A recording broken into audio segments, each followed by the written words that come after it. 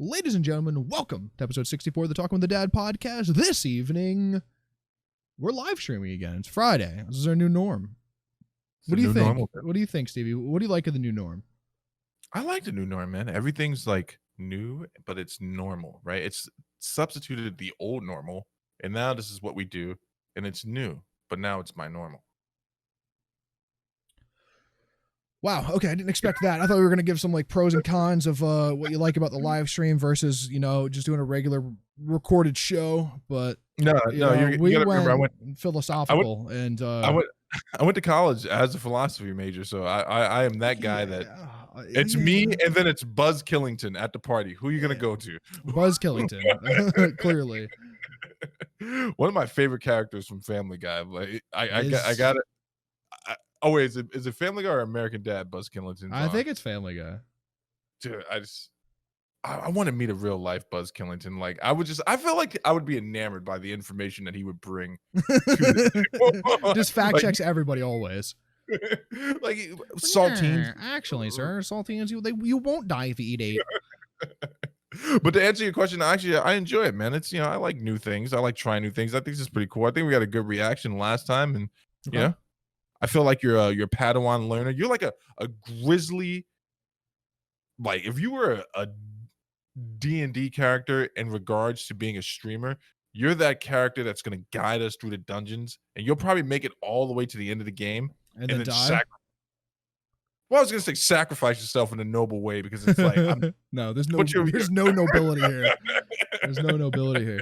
I've just been doing it a long time, man. I've been around the block with the whole streaming thing. Honestly, I've been doing it since before it was Twitch, right? Like since what was it called? It was Justin TV before. Okay. Since before it was, before YouTube streaming was a thing. Like, yeah, I've done it. I've used I don't know how many different platforms to stream. No, not platforms, but like software programs to stream, like all over the place. Were you on Beam? No, I said platform wrong. I meant like OBS Studio, okay. OBS Streamlabs. I do remember Beam before it was Mixer. I do absolutely remember Beam before it was Mixer. It was the same platform as Mixer. Let's be fair. I thought it was malware on a tablet that I bought, and I was like, "What is this bloatware?" It's bloatware for sure. I deleted it. I was like, there was no reason to keep it, right? Even then, Twitch was the premier streaming platform, and it probably still will be. I remember Azubu. Azubu was like a Korean streaming platform. Azubu. Yeah, this is something you wouldn't even know. I wouldn't expect you to know. Yeah, that sounds like something dangerous. Yeah, it was Korean streaming platform. They signed a lot of League of Legends players for a long time. That's crazy, man. Just think about that for a second. People have been doing this so long that they can go generationally through like the failed attempts at platforms. Like that's how you know something has moved out of the niche market. If you can measure how many times other people have done it and failed, you've arrived, man. You like it's a real thing. It's a real thing, right now. I agree. I absolutely wholeheartedly agree on that. Have you heard of this new social media platform that I've been using lately? It's called Facebook, I believe it's called. A lot of people are going to say something funny.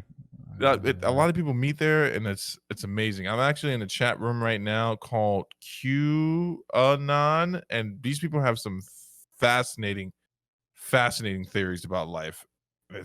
I'm enjoying myself immensely. I sent you an invite. Did you get it? Nope. I hate Facebook, man. Honestly, I like truly and utterly hate Facebook. I have for a long time, and I probably always will. I just don't think it's a very good platform. I think the algorithm brought you up. The algorithm brought you up one day, and I was like, "Oh, there he is." I'm not going to friend him. This seems like a hostile threat. Like I know how much you dislike it. Yeah. I mean, I would never even have seen it. I don't use it. I don't ever go on it. I wanted to ask you a question about in regards to streaming and stuff like that. Yeah. What is the cringiest thing a person can do on the stream? Now, I'm not talking about obscene. I'm talking about the cringiest thing in between moments that you've seen someone do, or you're like, please don't do this if you're a new streamer starting out. Man, I don't know, man. Everyone has their own style of streaming. I don't think there is necessarily a cringe versus non-cringe thing, right? Because everyone has their own style. Right. Some people are more comedy based. Some people are quiet and being really good at games. There is no like true like answer of way to do a thing. Because there's every style you could think of is. So there's a 5,000 viewer streamer that has it. You know, there are streamers who, for some reason, will shit talk people who raid them, and don't want people who to raid them, or don't want people who raided with the other streamer to talk in their chat. I don't like that. That's really, really bad. I think it's just bad manners. You should be appreciative that someone's sharing their community with you. I've seen that on multiple occasions. That's pretty bad. But man, I don't think there's anything like directly like, wow, dude, you probably shouldn't do that. You know, I've always wondered if there was like a guided book that people like, you know, just kind of have like pass along to each other. Like, hey, here's some rules. This is what you need to know before you come in. These are the things you need to know not to do. No, man, you got to learn. I feel like it's one of those things like, you know, you can only tell someone so much. Right. Before it's like, oh, okay. Like you're just trying to be overbearing, right? Like you could say so much or so little about a thing and teach them, but it's a thing that you need to learn on your own. You need to learn your own style, right? Like, you know, if say like you're in the hip hop industry, right, and you copy someone's style, you're getting called out for that immediately. You have to form your own style. You have to be your own person. You have to make your own music. You have to do your own thing. And streaming is very much so an expressive art form, just the same. It's funny that you bring up the hip hop community. And as soon as you said that, I knew you would understand. That's why. Yeah, but I immediately am drawn to the most famous case of it. Do you know who Ja Rule is? Of course.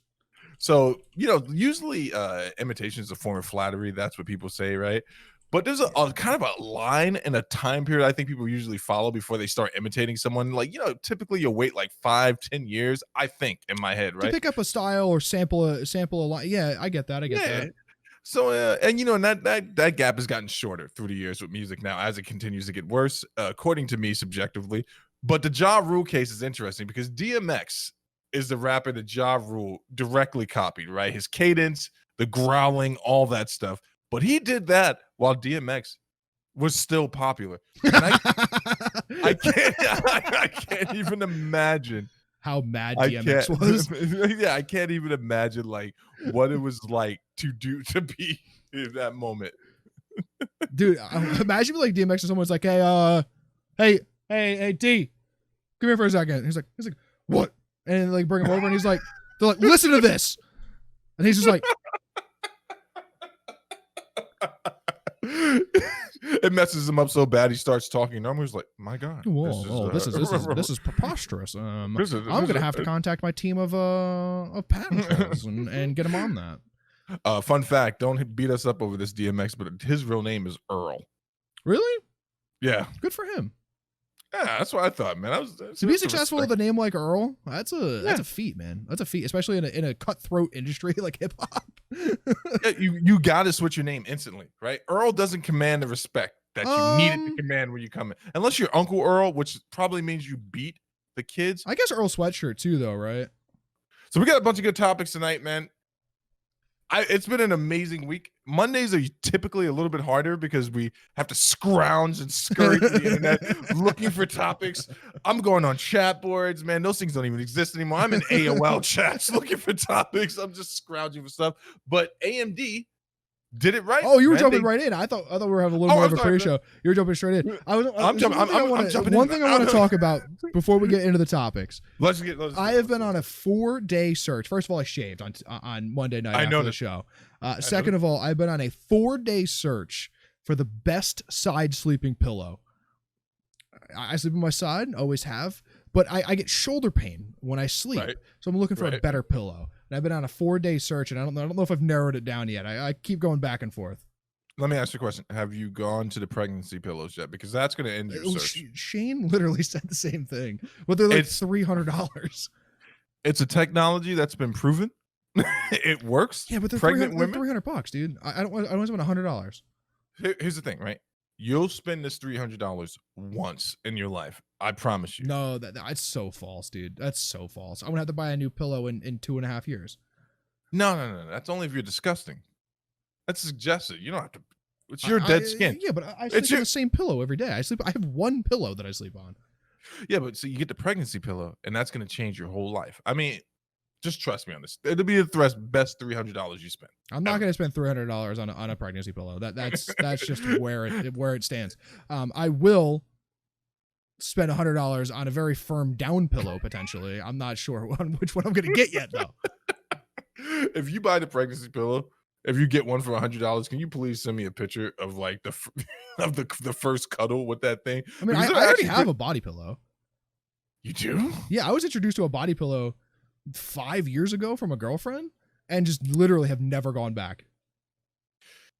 She like came over and she's like, "Wait, you don't have a body pillow here?" And I'm like, "I don't know what a body pillow is." She's like, "Drive me back to my house," and I'm like, "Okay." So she went inside, got her body pillow, and brought it. She's like, "Sleep with this." See, there's a lot of stuff you learn about that from women that they upgrade us in many ways. They take us from the uncouth, unclass pieces of crap that we are, and they mold us. I didn't know what the decorative pillows were for the first time I met Santana. Like, is it the ones that you put under your back and between your knees and shit? Is that what decorative pillows for? No, those apparently decorative pillows are not to be touched. So I'm a savage, uncouth completely. The first time I go into a situation with Santana and I'm over at her house and she's got the decorative pillows, I jump in and like any guy, I'm like, oh well, this one's obviously for my feet, this one's for my neck, this one's going in between my legs, and she's just looking at me the same way you would probably look at a homeless person if they touched your caviar. And I was just like, what? I'm like, what's happening right now? She's like, no. That's not what these are for show. Were you taught immediately about like the show towels too?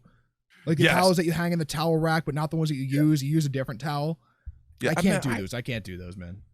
I gotta tell you, I am responding in the chat if you can relate. I was a scumbag before my wife. Like, I didn't know you weren't supposed to take the hand towel and like wet your face and wash your face with the hand towel and then put it back. That's how I was living back in the day. What do you mean? You're not supposed to do that? Exactly. That's right. Are you supposed to use a different washcloth like every time? Yes. Really? Apparently. Yeah, apparently. Yeah, I think I've heard that before. I've used the same washcloth until it crawled away one day. Yeah, literally. Yeah. Why wouldn't you do that? It's perfect.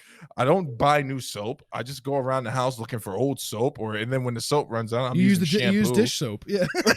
You're like, oh, Dawn doesn't dry my skin out immensely. This is perfect. This is absolutely perfect. Good luck in your endeavors of finding a pillow. Right now, I'm actually trying to find the perfect purple light. Just get a smart light. You say it like you say it like light. Just get a Hue light, dude. No. You listen. They're nice. You gotta get it is a nice light, man. You gotta get the perfect light, though. I gotta get the perfect purple light. That's what I'm looking for, man. I'm looking for a light that gives me that kind of like Prince look. Like when I turn it on, I want people to think it's my aura when it comes on and it fills the room. Yeah. See, this upsets me greatly. I knew what you were doing. I was trying to give you time for the bit. It's like perfect though, dude. It's perfect. You get a few of these and it's like really colorful. If my ceiling fan wasn't broke and the light worked in it, my light would be so much better. Dude, you are the perfect shine block. You realize that? I said, I'm gonna get a wireless charger for my desk down here. And what did you do? Like 2 days? Hold on a second. I had these lights long before you started talking about them. What, the purple lights? Yeah, the Hue light, these LifeX lights that I've had them for 18 months or something.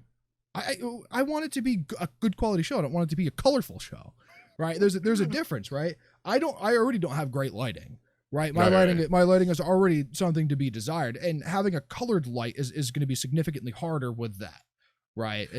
I'm more worried about making a good lighting for the show rather than having a good ambiance. Let me see the purple light again. I'll tell you how good it looks on my side. Are we really doing this? This is way too behind the. This is way too. No, it's good, man. I think you that's your. If you do go back on Facebook, that's your profile picture, right there. You with the purple light, it's just in the background. Oh, yes, I got the wireless charger. Son of a bitch. I got the good one too. The only one that could fast charge my phone. Son of a bitch, man. Here's what I got. This guy right here. You see this thing? Yeah, it's the same thing. It's the same thing for Samsung. Yeah, no, so it works sometimes. Sometimes it doesn't work. My phone got really hot one day. I had to jump to get it off there. Same. And then, you can't do it through a case. You know what though? I'll admit this. This is the last bit of inside baseball talk here. Your Pixel, in regards to its wireless charging issues, it's nothing compared to what the Notes go through. Like how But hot like my older phone. Notes though, right? Like not the new Notes. What Note do you have? I have the 8. Right, which is like the one after the one that blew up. Yeah. So this one doesn't get too particularly hot, but there are some times where, like, if I'm watching a video, which I typically do, I'll turn it horizontally and then put it on the wireless charger upstairs. Next thing I know, like, I can feel the heat, the heat reverberate. Huh? You charge it while watching videos? Yeah, that's literally the number one way of killing your battery. Yeah, I also plug it up while I would use my GPS. I'm rolling like the old people from now on, man. These are people who are not scared to live their life. I mean, to be fair, I probably do that too. I do that too, to be honest with you. I mean, listen, do as I say, not as I do. Let's be fair. It's true. It's true. Speaking of do as I say, not as I do. What? AMD.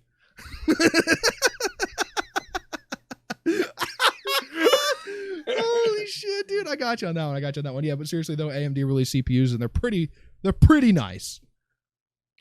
I don't want to bore anyone with this, but but I will be honest. Most of the tech stuff that I've learned from you this generation for sure, right? So I was looking over this graph. I watched the entire premiere. I actually thought I agreed with Jay in regards to the AMD presentation, because I went back and watched a bunch of their old stuff and I'm like, oh, there's clearly been a change in production quality here. Like, yeah, they've upped it. They brought in the big dogs for this one. And what's the CEO's name or the chairwoman's name? No idea. All right, so she has an interesting story, because she came in, and when she first came into AMD, she made a promise that she was going to take a company to a certain place in regards to their competition with Intel. Mm-hmm. And I would say I agree with Jay. Before we get into the review of the specs, she has officially accomplished that goal. Oh, absolutely. Yeah. Right. The issue always will be that people are super diehard Intel fans, and myself included, to be fair, right? Okay. And Intel has a huge server farm market, right? The Xeon processors are widely considered the best of the best. Threadripper is getting there, but I think they're run way too hot for them to be long-term server CPUs. But we'll see where they go forward with that. I don't know how much they're going to give into Threadripper potentially. Did you also see that AMD is buying Xilinx? I heard about this, yeah. Another chip company that they're competitive with, for $30 billion. For $30 billion. I'm going to see what the AMD stock looks like on Monday. And I didn't know they were that liquid. Sorry. I didn't mean to cut you off. They're probably not. They're probably selling a bunch of it in shares. Okay. A lot of the times companies can do an acquisition way above their valuation or way above even their liquid capital, by offering shares or positions or certain things within side of the company that'll allow them to get that price. And sometimes they even do it in like what is it, advisory shares, where they don't actually get potential shares in the company, but on certain roles they get a kickback of X amount of percent, as if they were that amount of shareholder. So yeah, they probably did a lot of that too, for sure. It's interesting that they bought them up. I don't know if that was in response to who bought ARM. No, that was Nvidia. Nvidia bought ARM. Yeah. Right. But I mean, look, this is crazy. So I just want to take you through this, man. You normalize me as I go through. So we're looking at the AMD Ryzen 9, the 5950X. So this is 16 cores, 105 watts, boost clock up to 4.9, 3.4 gigahertz. Unfortunately, it's low. Yeah. And then cache is 72 megabytes at $799. So that one is competing directly with the Ryzen 9. Which one is it? Wait. Oh, are you talking about replacing? It would be the Ryzen 9 3950X. Okay. See, I'm going to be honest about that one right there. In your honest opinion, is that something that your casual gamer should buy? This is more that's more akin to, I don't know what you mean by casual gamer, right? I always struggle with the analogies, because I don't know what your definition of casual gamer versus mine, right? For me, a casual gamer is like a mobile gamer or the guy who plays on console, right? Like, do you mean like your entry level PC gamer? No. Entry level PC gamers should always go the best price to performance, right? The Ryzen 9 5950X is for the person who knows about PCs, for the person who is going to utilize what that CPU has to offer. Content creators, workstation grade machines. The Ryzen 9, that's what that's for. It's for workstation stuff more so than it is for the gamer. That's probably overkill for games, right? I don't know what the PCIe lanes are with it. I don't know how many lanes it has. It's probably like 40 or 50 lanes, which is actually really, really nice. But you know, it has decent cache. It's good cache, right? It's 72 megabytes per core, which helps a lot. I don't know what the bus clock is, but yeah, I mean, yeah, it's a nice CPU, but it's also $800. Yeah. Intel's $800 CPU, again, isn't like a gaming CPU, and that technically probably isn't either. I'd much rather go with the 5900X, the Ryzen 9 5900X for $550. Now you're dropping $300 essentially off of that. And it stays within a reason. You know, it's interesting because Jay was saying that the 5950X, he felt bad for people who had bought earlier seasons of the Threadripper because officially it's gonna kill it. Yeah, like it's killing the Threadripper. It's gonna absolutely smash it.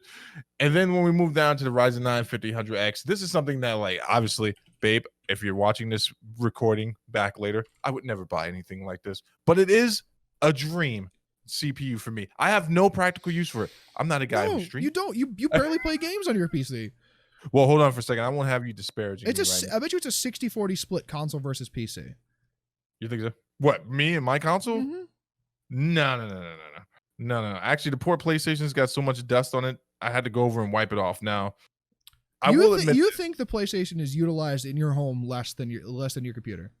I know for a fact. I'm not asking about you. I'm not asking about you. Just in your home for a second, right? For you, it might be different. I'm thinking about the broader audience in your home, right? You know, you're not going down there and sitting one of your kids on your computer and going, "Hey, you play the game," right? You know. Oh no, I get what you're saying. So here's the relationship of gameplay in the house in regards to my eldest and beautiful son. There, he spends a majority of time playing his PlayStation upstairs. But when we build the PC, for the specs that you sent us, I guarantee that PlayStation will also start decline. collecting dust, right? It would make sense, right? You know, you plug a controller into it for him, and then he's not going to know the difference for the next, however long he chooses not to know the difference. To be fair, right? I got to be honest about one thing. I'm proud of him. As a dad, first thing he said, he was like, "No, I don't know if I want to use a controller. I think I want to use a mouse and keyboard like that's you." That's the way to go. I'm like, son, you are officially back in the will. You were out for a little while. But now you're gonna have in 5 years' time, you're gonna have a whole LAN party down there. Yeah, it's gonna be pretty amazing. But you have the space down there that would actually, like, if you were to commit to doing that, changing that downstairs from like family room to like gaming room, right? Like, to be fair, at some point, if all of your kids are into gaming, that's exactly what's going to happen, right? That's what's going to happen. Yeah. And it's going to be a full LAN center. You got to hire me to come over and do all the networking with switches and fucking cat cables and shit, because the Wi-Fi is not going to be able to handle it.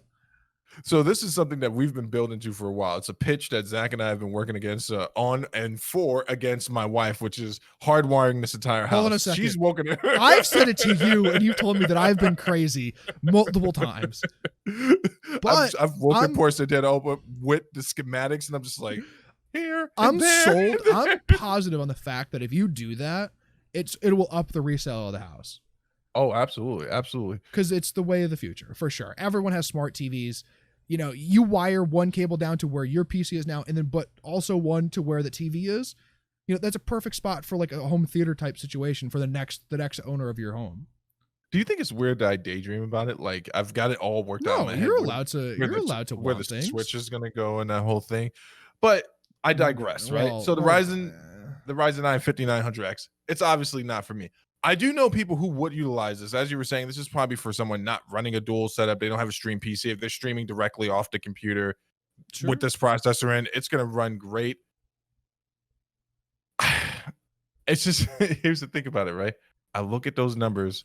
I'm looking at these metrics, and we're going to work our way through it. There's only one thing that's missing from this schematic as we go through to the Ryzen 7 5800X, the Ryzen 5 5600X. They all have really good boost clocks. Everything looks great with them. The Ryzen 5 5600X, $299. That's probably going to be the best price for an entry-level gamer.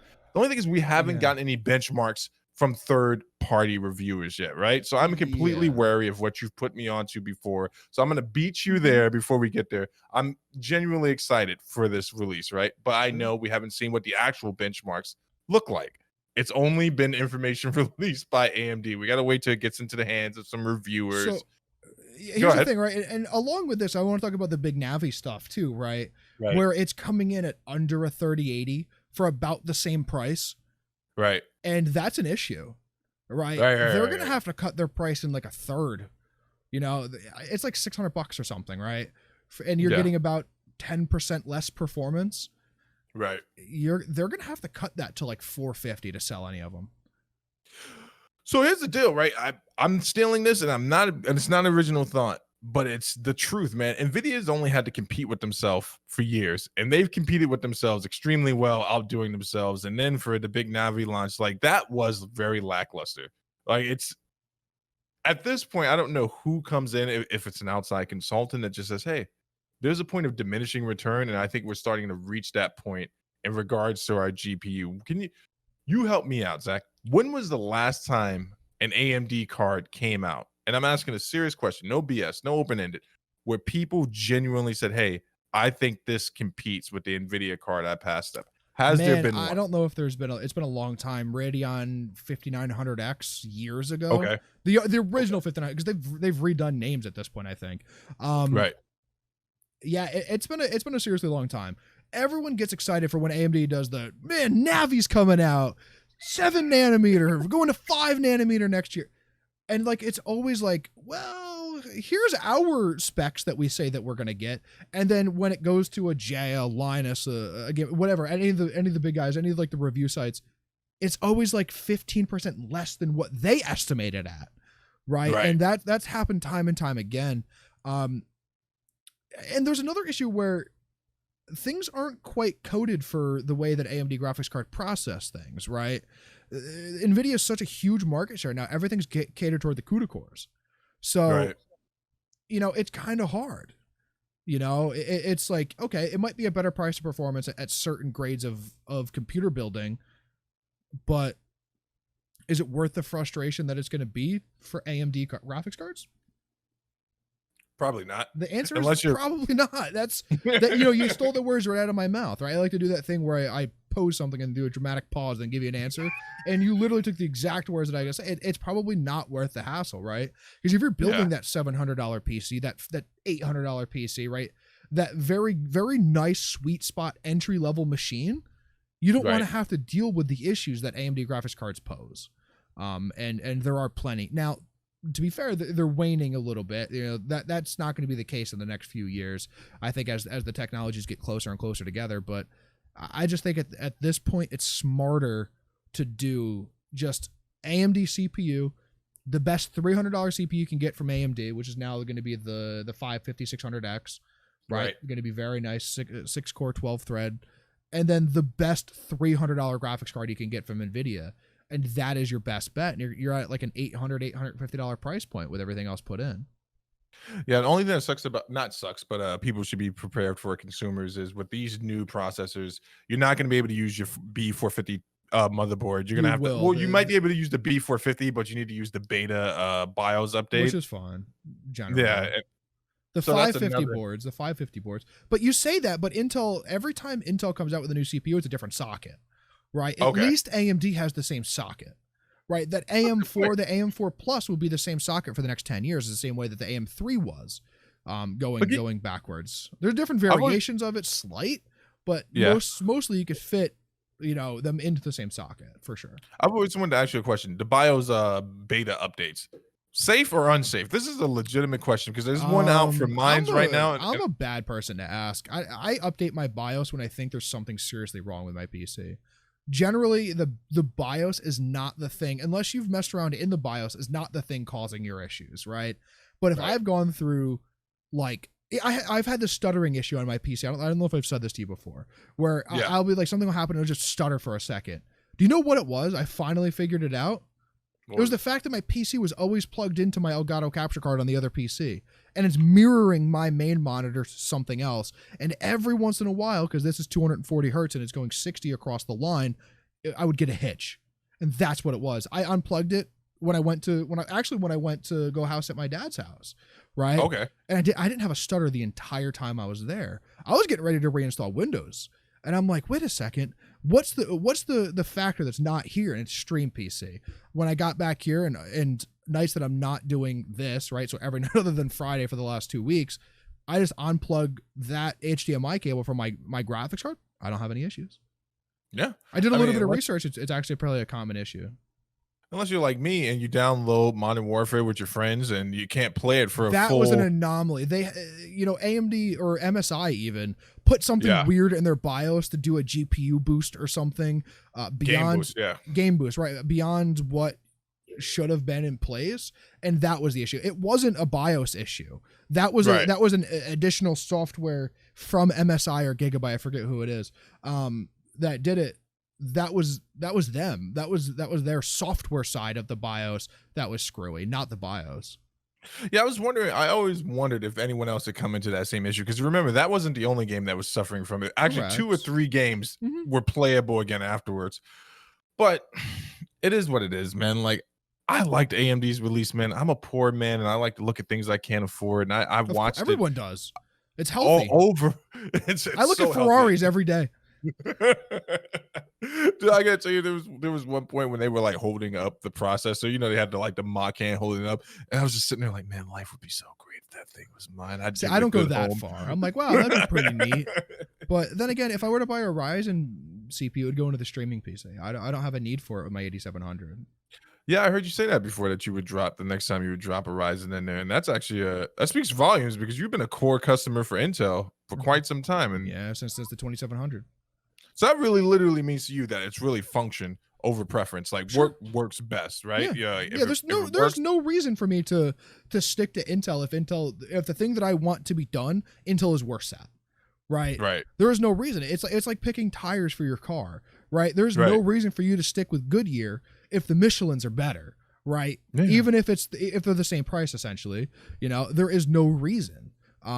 So if AMD is better at workstation grade stuff at the moment, at least in small scale, then it would make no sense to purchase the Intel machine for this, right? You do the AMD stuff.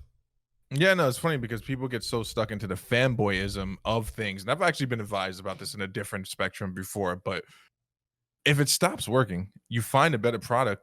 You as a consumer have the freedom to move on to the better product. Don't get so caught up in brand loyalty that you harm yourself at the end, and then you harm everyone else involved in the situation by not admitting the truth. Sure. That's the one thing I can't understand. It's like, right now, the writing's on the wall. 15% increase from their older processors. Right now, the single thread is the best for gaming as of right now. When is the new Intel release? You said 2021. Probably quarter one, mid quarter one, late quarter, or early quarter two. It's usually about when they always announce it, and then they don't ever actually release until way later. They usually release in quarter 3. We'll see. The Intel always makes it competitive. But the issue is that every year you get a 10% increase, and that's about all you get until you get these, at least in graphics cards, you get generational gaps. But I don't know when the last time a CPU did that. I think the thing that Intel needs to do right now is work on their naming scheme. I don't want it to be the 11. I know it's the 11th gen, but I don't need it to be the 11700K, right? I think it's too much. I don't know what they do to revise that, but I think the 10900K is just too much to say, right? 8700 is fine. 2700 was fine. 4790K is what I had previous to this, right? That's fine. It's quick, but I have the 10900K. I have the 10900XE, right? There is no reason for the naming. I think they need to simplify and come back with something that I think is a little bit better. They got to bring the Sony team in on that. Sony, at this point, best branding. They're like, keep it simple. Yeah, even AMD was doing fine, right? The last AMD 4000 series was mostly mobile series, right? The laptop and the mobile desktop chips were incredible, right? And that's where they went with that, and they skipped it for this and went to the 5000. I'm like, okay, good. That's the way to do it. Yeah, keep it simple. Brand recognition is. People hate saying things that they can't pronounce. Look at me. I will literally Actually, not watch a you US. love love to say things you can't pronounce. That's why I got fired from my job at the embassy. Apparently people don't they don't appreciate my humor in that All regard. right, But Josie, come up, step up, Josie, step up. right this way, Victor. And like, I like that's how you not the choose the one name that's really hard to fuck up saying. way. Listen, people have messed my name up before, man. My middle name, which we're not going to get into before, but I had a very awkward situation at LAX. Very, very awkward. Like, I mean, like they called another guy over and like they were like, so can you just pronounce this for us? And I'm like, you're kidding me, right? Like, dude, I can imagine they're like, the guy comes over and is like, why the fuck did you just call him by his first name? Steven? I don't know how to say that. What is the middle? It must be German or something. And you stand up and they're like, not German. Let me off the plane. No, I'm not gonna buy it. Here's where we get into the segment of hold on, don't say that, right? Because Okay. at some point it might be a good upgrade, right? I don't think over right now what you have, it's a good upgrade. I don't think you need it, but if you were to take on more responsibility with video editing or rendering or doing the streaming or doing the recording for this, right, there might be a need for it at some point, right? We might, this might be a 1 million sub channel at some point and we go back into gaming, right, as like a second channel just to screw around because this is our full-time job now, right? Then it might be worth, we'll probably have an editor by then, but it might be worth then, essentially, right? But at the moment, you're in a sweet spot where you legitimately do not have to upgrade. CPU at least. At some point, graphics card will have to be upgraded, but that's a different story. Well, yeah, the 3070 won't be out until when? October 23rd. No. So, right now, I'm just scrimping pennies. I've been picking change up off the street. I've been finding change around various places. Found a couple of dollars in your car the other day. And I appreciate your donation, and I'm just putting it all. You said that, I got really nervous because I have some money in my car.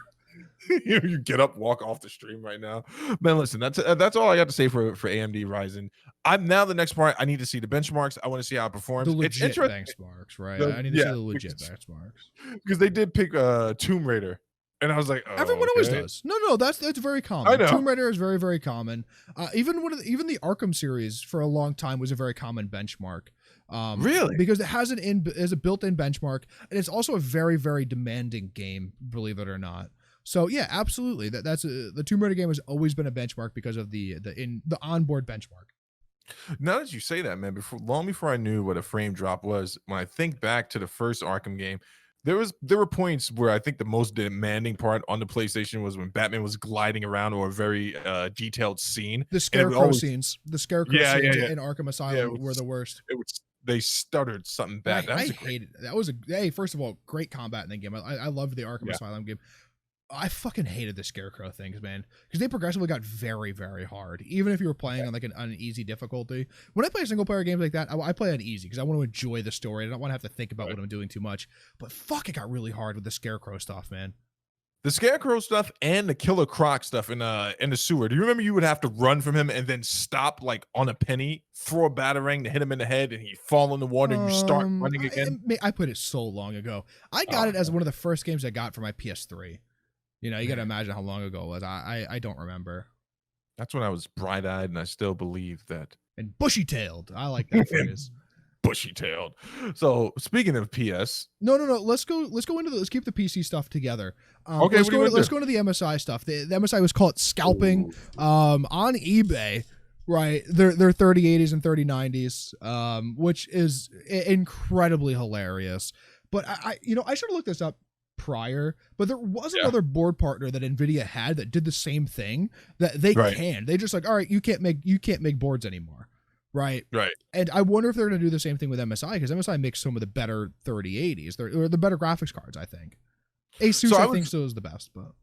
So I was looking around on the internet. I'm just reading everything about it, all the way down from tweets to articles. Have we moved out of the phase of allegedly to it's been actually confirmed that this is what they're doing? Because the last thing I read was that it was a complicated scheme working from the inside, like it was a total inside job, and they were releasing it on the market, doing it themselves. But I haven't heard anything about Nvidia dropping them yet, or even a response from Nvidia on the whole subject. I know that they probably wouldn't say anything publicly for legal matters for some time until they can prove something. But yeah, MSI promises refunds after subsidiary sold the RTX 3080 cards at a markup on eBay.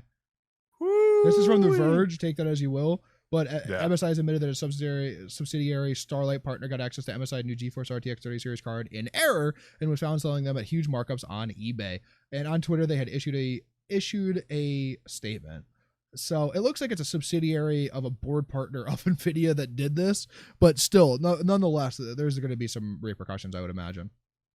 It sucks too, man, because on top of dealing with regular scalpers, now a trusted brand is starting to flood the market with product, and it's like, it's all bad for the consumers. Someone actually did a great video on this on YouTube, and I was watching it about not feeding the scalper trolls, right? Like, don't fall to the point of desperation, because you're not hurting anyone but yourself, right? Even if you managed to get the card you want, you just paid a $700 markup for the card, and you've enabled this person to continue doing these things. Sure.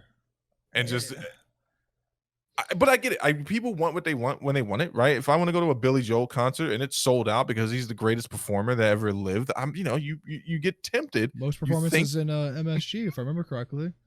I know. Listen. He has more good performances there than the Knicks do. Ooh. I shared this stream on Facebook. You're gonna have a lot of people coming at your throat for that. The truth. It's just the truth, though. I love those Billy Joel commercials for MSG, because don't they make it seem like it's something that like people go to? But I know if I show up there, it's not. What? The Billy Joel concert? No, MSG. it's packed. It's packed. It's sold out. Really? Every fucking. What do you mean? Like, he's one of the most popular recording artists on the planet. B, he sells out every time he's there. It's really hard to get tickets. He sells out the place in Long Island too.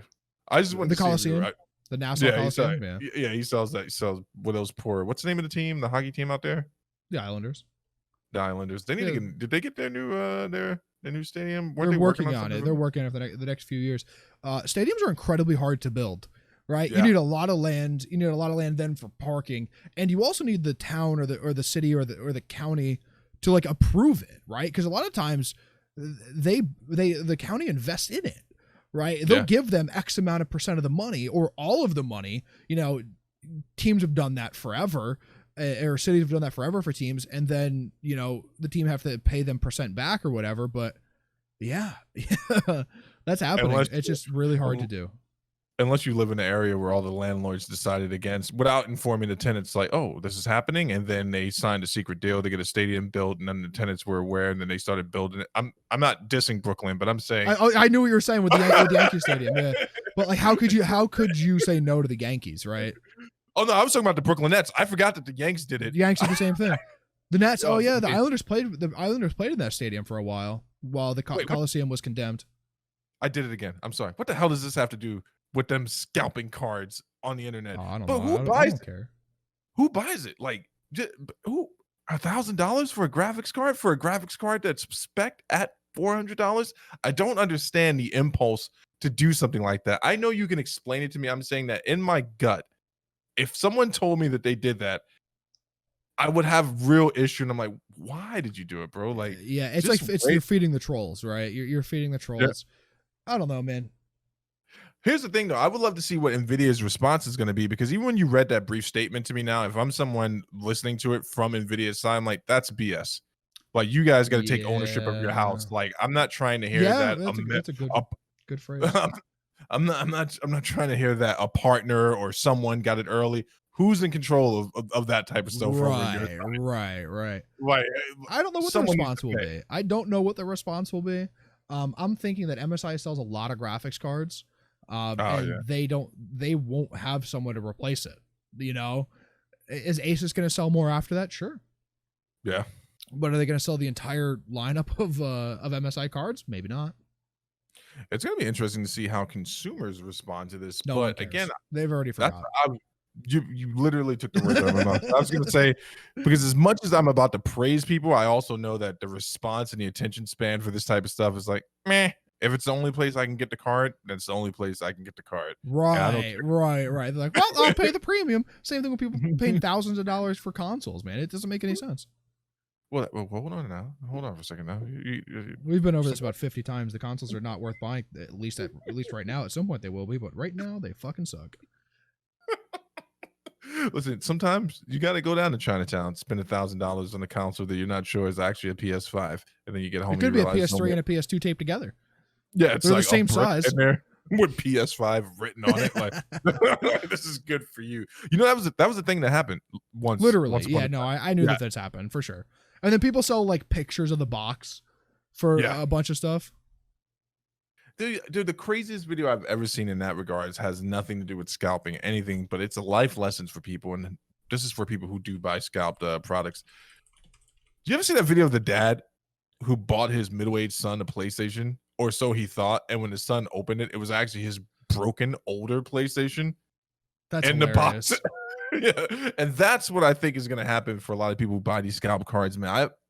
I bought a used card off of eBay, and I got to tell you, to this day, I'm still amazed that a card actually came in the box.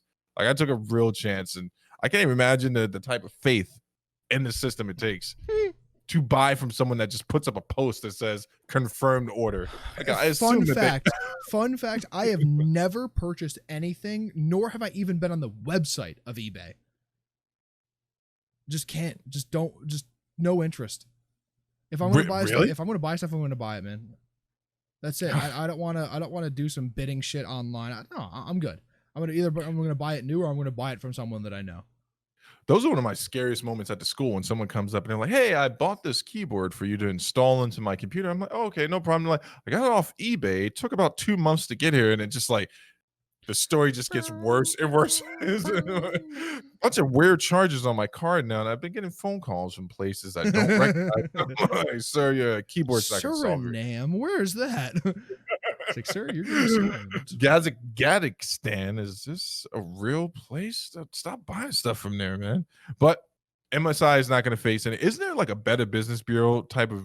Isn't there someone in the government that should be dealing with this type of stuff? Is like for what, scalping? Yeah, like, it would be the FTC. I'm sure, the Federal Trade Commission. They all But got I paid off. don't know how that would work. Right? They usually step in if they're selling fraudulent stuff. But I don't know. Yeah, price gouging is very illegal. I'm not sure what the legality of this situation is. I'm not sure. There's no one helming the ship, man. So basically, like, there's no Exactly. no one. Exactly. You finally got me to that place where I now believe that, I have no more faith left in the system. I thought there would be someone like in Bloomberg's camp, at least, that like this is a big deal, and no major trade is reporting on it. Not one major trade has said anything about this. And How it's big amazing. of a deal is it? They scalped 13 cards, right? It's not like they scalped 8,000 of them or 50,000 of them, right? Something like huge, something that would blow up on someone's radar. They did like 8 cards because it's all they had left. Like it's wrong. It's wrong. I think MSI should be sanctioned or something for it. They might not be able to make the next generation of cards. Something, right? I feel like there needs to be something done to prove an example of and for and by MSI and Nvidia. But it's not something that's going to hit a radar because it's not millions of dollars sold. It was $5,000, Yeah. At any rate, man, I'm visibly frustrated about it because I can't come to a resolute about it. But people get screwed like this all the time, man. Yeah, but this is a situation where you're screwing yourself. True. Right? You're looking for scalped cards. You're on eBay. You're looking for scalped cards. You can't wait the extra 4 months it's going to be, right? Your 2080 Ti just isn't cutting it anymore. You need that extra 7% in performance. You're doing it to yourself, right? These people almost deserve to get scammed. Yeah, that's a good point. You got to be accountable for where you're going. It's the same thing when people were buying the fake iPhones. Remember this thing happened? Like, people were buying knockoff second gen iPhones off of eBay, and it's like it's not even actually an iPhone. They were buying souped up Androids with a different frame on it. I'm like, but that's what you get. There's a reason it's priced at $600. Do your research. What do you think it's $100 for? At any rate, so can I fanboy out now? Okay, because it's been a good week for me. Yeah, go ahead. I'll allow it. I won't shit on it too heavy. Okay, so I'm gonna go right into the PS5 stuff. Let's start with the comedic, the teardown video, right? Tell me that doesn't seem like something you should listen to, that guy's voice, as you're sleeping. Because if I didn't know if he was talking about the PlayStation, I would assume he was saying some type of mantra that was relaxing. But kudos to Sony for finally doing this. We've been on them about this for a while on this show, talking about we haven't got enough information yet, that Xbox just keeps surpassing them and revealing information for the consumer. And they Mhm. finally did their traditional teardown video of the PS5, and it's a big boy. Like, I knew that it was huge, like by the measurements, but to see it in real life next to that tiny little man, this is a huge console. And the fact that it needs to stand vertically and horizontally. Well, it's not the fact of how big it is that needs to stand, it's the shape, right? The sides aren't flat. Yeah. Someone was saying that they did talk about the shape, but they also said that the weight of it, if you laid it horizontally without it, it would actually start to indent those clips, because apparently they're not made of the best not the what do you call it? What do you The mean? side panels. Yeah. The side panels are not made of the best type Dude, of material. I guarantee I could sit a 50-pound weight on it for a month and it won't fucking indent it. What do you mean? No, it's not going to do that. That's not how plastic works. Listen, don't get mad at me. No, I'm not mad at you. I'm just saying. What do you mean it's gonna fucking? It's not gonna be that heavy. It's gonna be fucking 8.5 pounds or something. That thing is huge. I want to see. Big. I want to hear understand. I want to hear how it sounds when it turns on. I think it's pretty satisfying when it's like that loud. When I turn my computer on, it sounds like I'm in the runway right now. Right? It's just like it means it's working. I'm an American. I like loud sounds. Don't tell me how to live my life, dude. I just told you. I apologize. I apologize. I'm sorry. But here's the thing. They did the breakdown. So you remember one of my major concerns was that we weren't going to have any expandable storage because we didn't have any information about that leading up to this. Yeah, I told you 15 times that we've had expandable storage technically since the PS3. Like, yes, and it would make no sense. I'm a creature of habit. I started getting worried. Normally, that's one of the things they lead with. Even when they came out with the network adapter for the hard drive for the PlayStation 2, they let you know that, like, because it was new technology, right? It was new. This isn't new. This is standard now. This expandable storage is standard now. It shouldn't be a selling point. It should be an expectation. It is my expectation, but you never know what's happening with a new product if you're going to lose something. You have to admit that right there. There have been instances when you look at the Samsung line. Look at the Samsung we Note lost line. the SPDIF port on the standard PS4. Yeah. Right, but I think most people had moved away from optical at that point. Right? Optical is heaven. It's the best. Optical is the single best audio output that you have because it's fiber. Right? It's fiber, so it's the best. But I think they brought it back for the PS5, but you're right. They definitely took it away for the Slim, and I think they might have brought it back for the Pro. I mean, the PS4 Pro. I have a regular PS4. The Slim took it away. Sorry, I have it on the regular PS4. So we got the expandable storage. The side panels removed. We're watching the video, so side panels come off fairly easy. Yeah, they popped right off, and then we get the right there front and center. You see that you can put a NVMe M.2 4.0. And there, you and I were we're talking about whether or not that's actually a true spec. So I did a little more research on it. No, it was my mistake. Yeah. I'd always heard of the 4.0 PCIe lanes used for like plug-in stuff that you plug into an actual PCIe port. But I also have to remember that technically the M.2 slot on your PC, whether it's NVMe or just a standard SSD M.2, it is technically using a PCIe lane. Yeah. And then, so here's the interesting thing. You and I were talking about the prices. So we've also covered Microsoft's version of this. They're going to have the proprietary memory card looking Seagate cards for the Xbox. Turns out those are going to be about the same price if you bought an NVMe 1 terabyte M.2, about 250 mark right there. But apparently there are already a few companies, Seagate being one of them, I think, that have put up on their websites they have approved M.2s for the PlayStation 5. I'm sure. And it has to. So this is the consumer beware.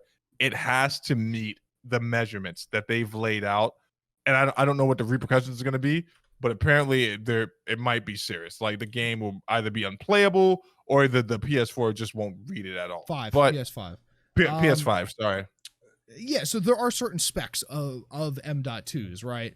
There are varying specs. Notoriously, Apple uses almost a near proprietary one. No one else that I know of uses it. It's like the thick short one rather than the long thin one that normally everyone uses. So I don't know. I think that you'll be able to find them. They'll be readily available. But you're gonna pay for it. It's gonna be $250. You're gonna pay. It's gonna be $250. Yeah. That technology, the NVMe M.2s are very expensive to make still. Yep. But you're paying for the speed. You're definitely paying for the speed of the device. So here's the thing. The next thing we're looking at in the breakdown, and actually it's funny because at the beginning of the video they warned people, do not do this. And beyond the point of just putting the M.2 in, where he takes it to next with the breakdown. If you don't know what you're doing, it's going to void your warranty. You can also damage your They console, legally can't do that. They legally can't void your warranty for opening a system yourself. That is a legitimate thing that has passed through the Supreme Court of the United States. Not opening the side panels and not the portion to put the expandable storage. I'm talking about actually taking off the components to get literally to the fan. They cannot void your warranty for taking it apart. Are you serious? Then what's that little? Remember those stickers that they used to put on everything, and they're suddenly disappeared.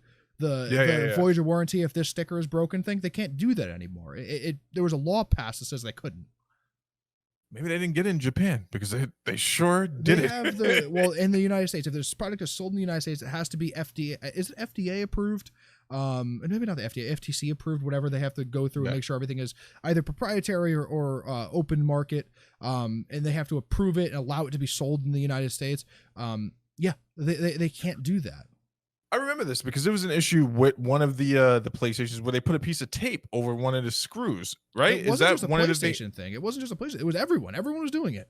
I have a 1080, which came out before that law had passed. There's a little sticker on it that says, if you remove this screw, you void your warranty, right? They can't do that anymore.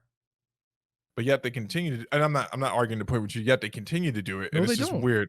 Most companies do not. Absolutely, they do not. I haven't seen a sticker on like that on a product in a long time. They might say that for the Japanese version because it was a Japanese video, but legally in the United States they cannot do that. So my PlayStation Slim, I should say, Gavin's PlayStation Slim actually has the sticker over the port where the spit. But it depends on when it was manufactured, right? There was a date very recently that this happened within the last 2 years. Oh, this is a recent thing. Okay, this is 2 years. Like I just said, my 1080, which is 4 years old, has the sticker, but I believe it's within the last 2 years. When did we meet? I don't know, 2 years ago. More? 2 years ago. Yeah, we got that within 2 years. So this must be like something like last year and a half. It doesn't matter that it was manufactured, right? It could have been manufactured in 2017. All right. Well, that's good news then. Tear your PlayStation apart if you want to see the inside of it. But we got to see the fans. So this is always a huge concern. You've addressed this multiple times on the show, which is it's the same rumor every year for PlayStation when they release a console that it's going to be overheating. Here's the exact thing right here. 2018, April of 2018. Warranty void if removed. As it turns out, the FTC says it's illegal unless the warrantors provide parts or service for free. Do they provide parts or service free? No. Sony might for a certain period of time after purchase, 30 or 60 days, but after that, it's illegal to do that. It's funny because this takes us back to that whole thing. We can never stay on subject, but this is perfect to bring up. What's the guy's name that does all the fighting for third-party repair stores in New York? And the actual boseman? Yes. So this always brings me back to that issue when he was talking in front of that committee hearing, and one of the committee hearings Boston or something, right? Yeah. You remember when they actually put the Microsoft people on the hot seat for a second? It wasn't Microsoft. It was Apple. Apple's the one who fights it. Microsoft. Apple's the one that pays it. Apple's the one that fought it, but the guy used his Xbox as the illustration. He was like, "Why is it I have to send this device out to get it repaired by this company as opposed to going to my local shop?" I just have a lot of respect for that old man because I'm not sure if he actually owned an Xbox or if he knows what one looks like. But that was a perfect. Why is this box here proprietary? It's just a square. It's like, is this cardboard? Would have been great if he pulled it out. He has it over his head. He's like, "This is the thing I'm talking about." Like, sure, I think everything was broken in there. But it's amazing. So he cracked it open. We saw the fans finally for the things. These are not little fans, dude. No, it's a standard 180 millimeter fan or something. And it's amazing because it took them forever to get to this place, right? It took, and I'm not going to hold it against you, Sony. I know that at one point we all wanted the slim design. We wanted it was something that people wanted. They wanted a console that looked manageable. But I'm actually glad that this might not actually be an issue. Again, we won't know for sure how everything responds until we have it. Are we talking about thermals? I've heard people have tested the thermals on it, and it runs perfect. It runs very. Yeah, they said it runs well. Says it. The one reviewer who was able to talk about it says it runs pretty chilled. I haven't actually seen anyone do any release any temperature tests on it yet. Like I haven't seen any graphs. Have you? I don't think I've ever seen that with consoles, to be fair. I've seen a couple, It's usually for your diehard console buyers, where people your nitpicky people who are like, well, actually, this is 78 degrees Celsius, and really the maximum temperature here should be 74. And yeah, I picture you being at those meetings, but again, in that just Mean heckling. Girl scenario, that guy with the hoodie over his head, you're like, just buy a computer, you jackass. Wait, he doesn't even work here. But we got the spaceship fans finally for the PlayStation, right? Next thing, this is, I don't know why this was a big deal on the internet, but I get it. So I'm just gonna say it out loud. The liquid metal for the thermal paste. It's huge. Huge 73 watts per meter Kelvin, right? Where your standard thermal pad is 15 and your standard thermal paste is 20. I thought they did something really cool. They actually put the styrofoam around it to make sure that it didn't seep into the other components. And I thought another considerate thing that they did for the actual breakdown was the dust. Did you see the little dust holes they put there? Well, so you could could actually vacuum. Yeah. It's neat. Vacuum and electronics work really well together. I love static air. This is why you should have been right next to that guy when he was breaking it down. You're like, oh yeah, that's great that you guys did that. You fucking makes me break this 500 account. And I just like vomit on command. It's like, man, we have a vacuum hose here. No, I like the liquid metal idea, man. I really do. The issue with liquid metal though is after 2 years you have to replace it. So what's the deal with that, man? Because I've seen people repaste their CPUs for their PlayStations online before. What would be the deal with the liquid metal? Because liquid metal will not evaporate, but it loses its conductivity after a long time, after a period of time. It's like 2 years or something, 2 or 3 years. But the application of it, like, it's pretty much the same thing as putting a thermal paste, or is there a difference? It's like thermal paste. It is thermal paste. Liquid metal is thermal paste. No, I know it's thermal paste, but like normal thermal paste, I'm saying, like, do you have to be? Is there a different approach to it? Because the way they made, the way Jay described it, he's like, it's best to use the machine often when they use it on these type of components. I was like, oh, is it that dangerous? No, I wouldn't say that it's that dangerous, but you know, a human error for someone who's not used to putting thermal paste on a CPU could be severely dangerous, right? So you're supposed to put a quarter size amount on it, right? Just give it a good squeeze, get the whole thing. It literally out of the doesn't plunger. matter. It doesn't really? matter. It literally does not matter. There is no issue with it. I've seen many a test. Gamers Nexus has done tests where he put like so much thermal paste on it that when you put the cooler on it, it like oozed out the side. It doesn't matter. As long as it doesn't get underneath the processor, is the right? problem, Which right? While it's in the socket would be theoretically impossible unless it was liquid, like actual water. It's looking good for Sony, man. But it's good. not like, This you could fanboy all you want, and that's fine, right? And I'll allow you to do that. But at the moment, there is no reason. If you are a console player, a console person who loves your console, which is fine, right? There is a market for you. There is no incentive for you to upgrade from your PS4 to your PS5. At the moment, there is nothing. There's nothing that's going to be released in the next 3 years on the PS5 that's going to be exclusive to the PS5. There is nothing at the moment that's going to utilize the PS5 to the fullest ability over what the PS4 Pro already could do, right? And if you're that hardcore of a console guy, you have your PS4 Pro and your Xbox One X, right? There is no incentive for you to buy something that is going to be better, sure, in the long run, but not fully utilized. See, and that's where the disconnect is, right? We're not talking about Ryzen anymore. We're talking about new consoles, baby. It's time to buy. It is time to buy if you can actually get your hands on it. But here's the thing, right? It doesn't matter how much I fanboy over it, because you know how the timetable is going to work for me to actually get one of these things? By the time I'm actually able to get one in my hand, I'm not talking about with the release, all of that stuff. Like literally, me personally, able to get one in my hand. It's going to be around the time when there are actually games for the PlayStation 5. Like I've said, if you wait 18 months after launch, that is the prime time to buy it. First of all, they'll have announced the next version of the PS5 already. The Pro, the Plus, whatever they're going to call it, right? Right. So the end, they're going to have all of the manufacturing woes that come with the first line and first defense of something that comes out worked out, right? You don't want to be the person who buys the first PS5, right? You want to be the person who buys the 15,000th PS5 or the 150,000th PS5, right? And it's the same thing with cars. It's the same thing with CPUs, phones. It's all the same thing, right?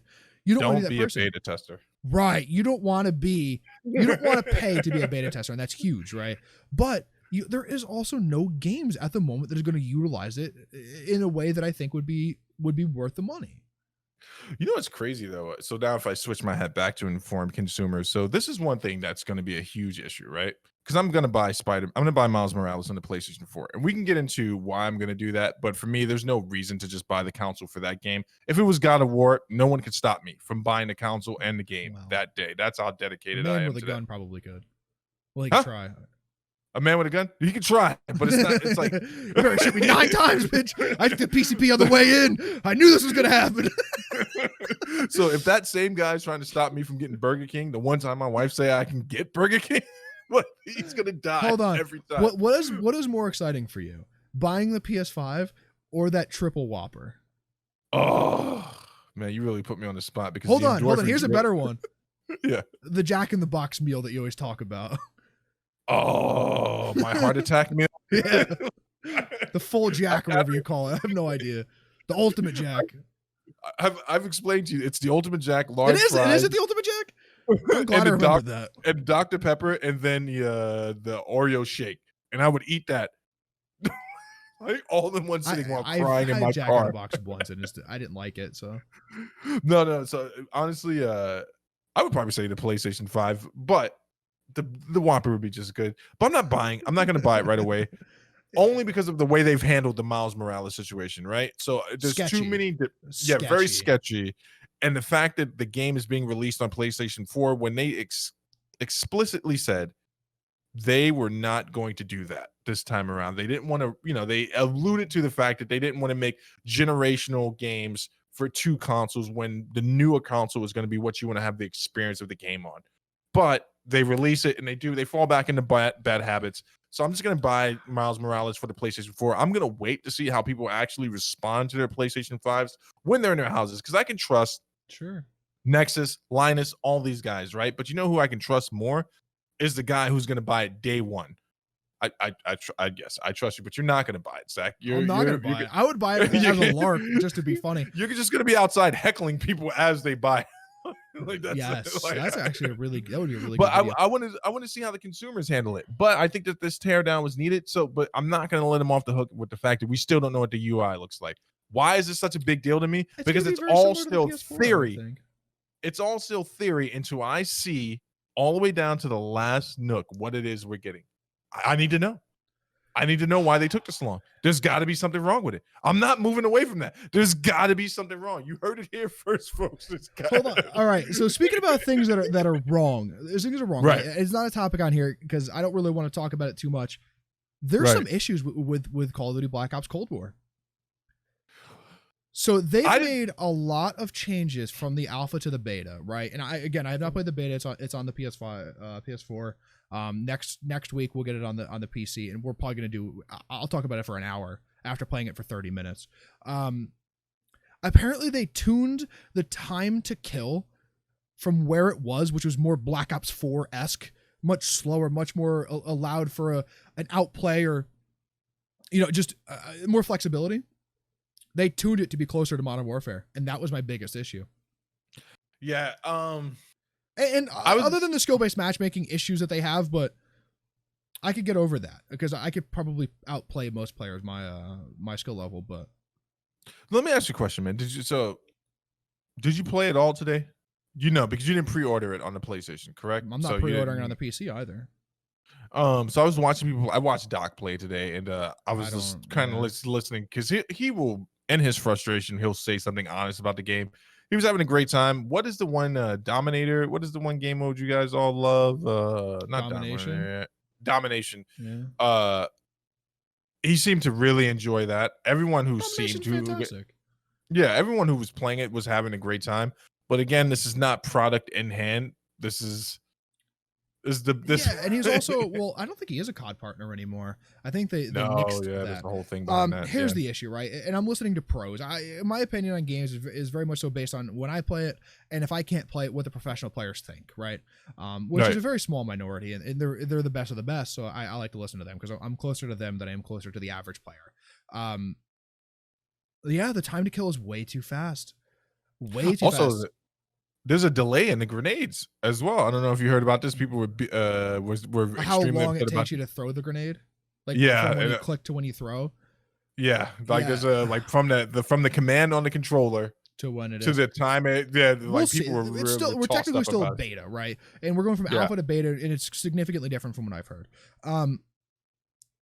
I'm worried now. I went back from excited back to worried, because if it has the same time to kill as Modern Warfare and it has these issues that were clearly brought up by Activision after the developer had gone through and made the game the way that they want it, I'm very worried for the outcome of the series.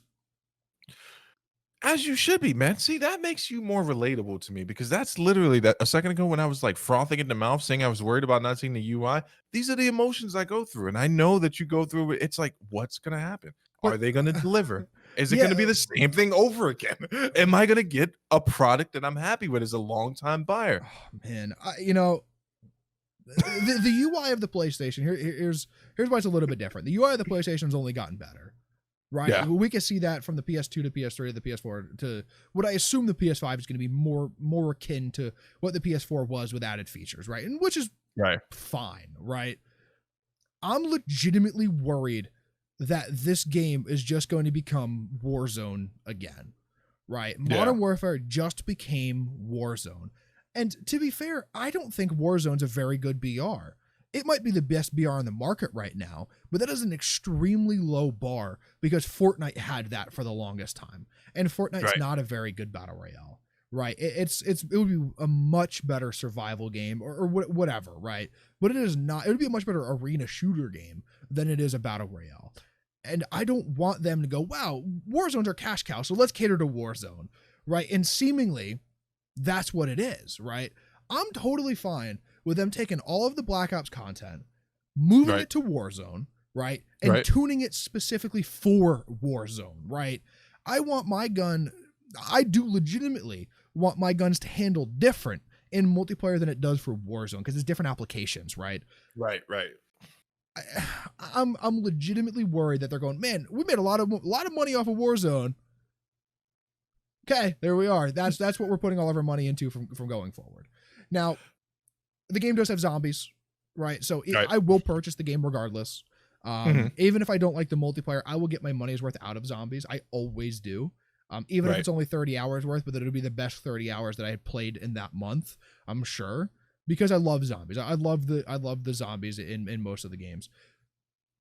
I'm legitimately worried that they're just going away from multiplayer Call of Duty and going straight towards keeping the battle royale rolling. You know what? That's a legitimate reason to be worried, because it's something that we've seen that developers have done before, especially just the companies behind it. Somewhere there's a guy, the money guy, that's like, hey, this is working. This is increasing revenue for us. I don't know if Warzone's actually increasing any revenue for them. Millions upon millions of dollars.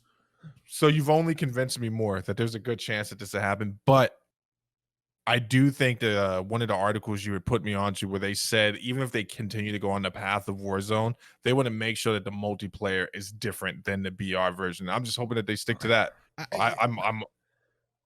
Man, I really do. I know. There's an issue now too where a slightly side tangent here. The Overwatch League commissioner left. So now the lady who was in charge of the CDL is now in charge of both. And I'm curious on what they're going to do with the Call of Duty League going forward. They went back to 4v4. There's a bunch of stuff going on there. I'm legitimately concerned about a lot of things with this Call of Duty, right? The competitive scene in a lot of times makes or breaks the multiplayer scene, right? Yeah. The more players who want to be a pro, the more players are playing the game. Let's be fair. There's always going to be the casuals. There's always going to be the people who just want to play and have fun, but skill-based matchmaking is going to ruin that. So there's a lot of things that they're doing very, very poorly, showing us very poorly in the alpha and beta so far, that I was excited for, and now I'm drawing way back. I'm drawing way back because I'm very concerned of not only this game and the future of Call of Duty. It's crazy because I know I've asked you this question before. What would break the camel's back? You know, like according to you and your estimation, you've always been honest and fair in the assessment, and you've stuck to the same assessment that you've had in your, the deficits you feel the game has had and where the franchise is going. But I wonder when enough is enough, right? Because it's Dude, one of those games. If I play the multiplayer in this game, multiplayer is my bread and butter, and it has been since Modern Warfare 2 for sure for a lot. I played Modern Warfare 2 for over 100 days time. right? Right. Think about that. It's 2,400. It's a lot of fucking time, dude. I played 100 days played on Modern Warfare 2, and I could probably play 100 more. Honestly, I legitimately could play 100 more days played on Modern Warfare 2. And you know, you're looking at me like, oh, 100 days, that's not that bad. Literal in-game time. In-game time, I'm saying. Not like, well, I played it for 100 days straight. No. In-game time of 100 days played.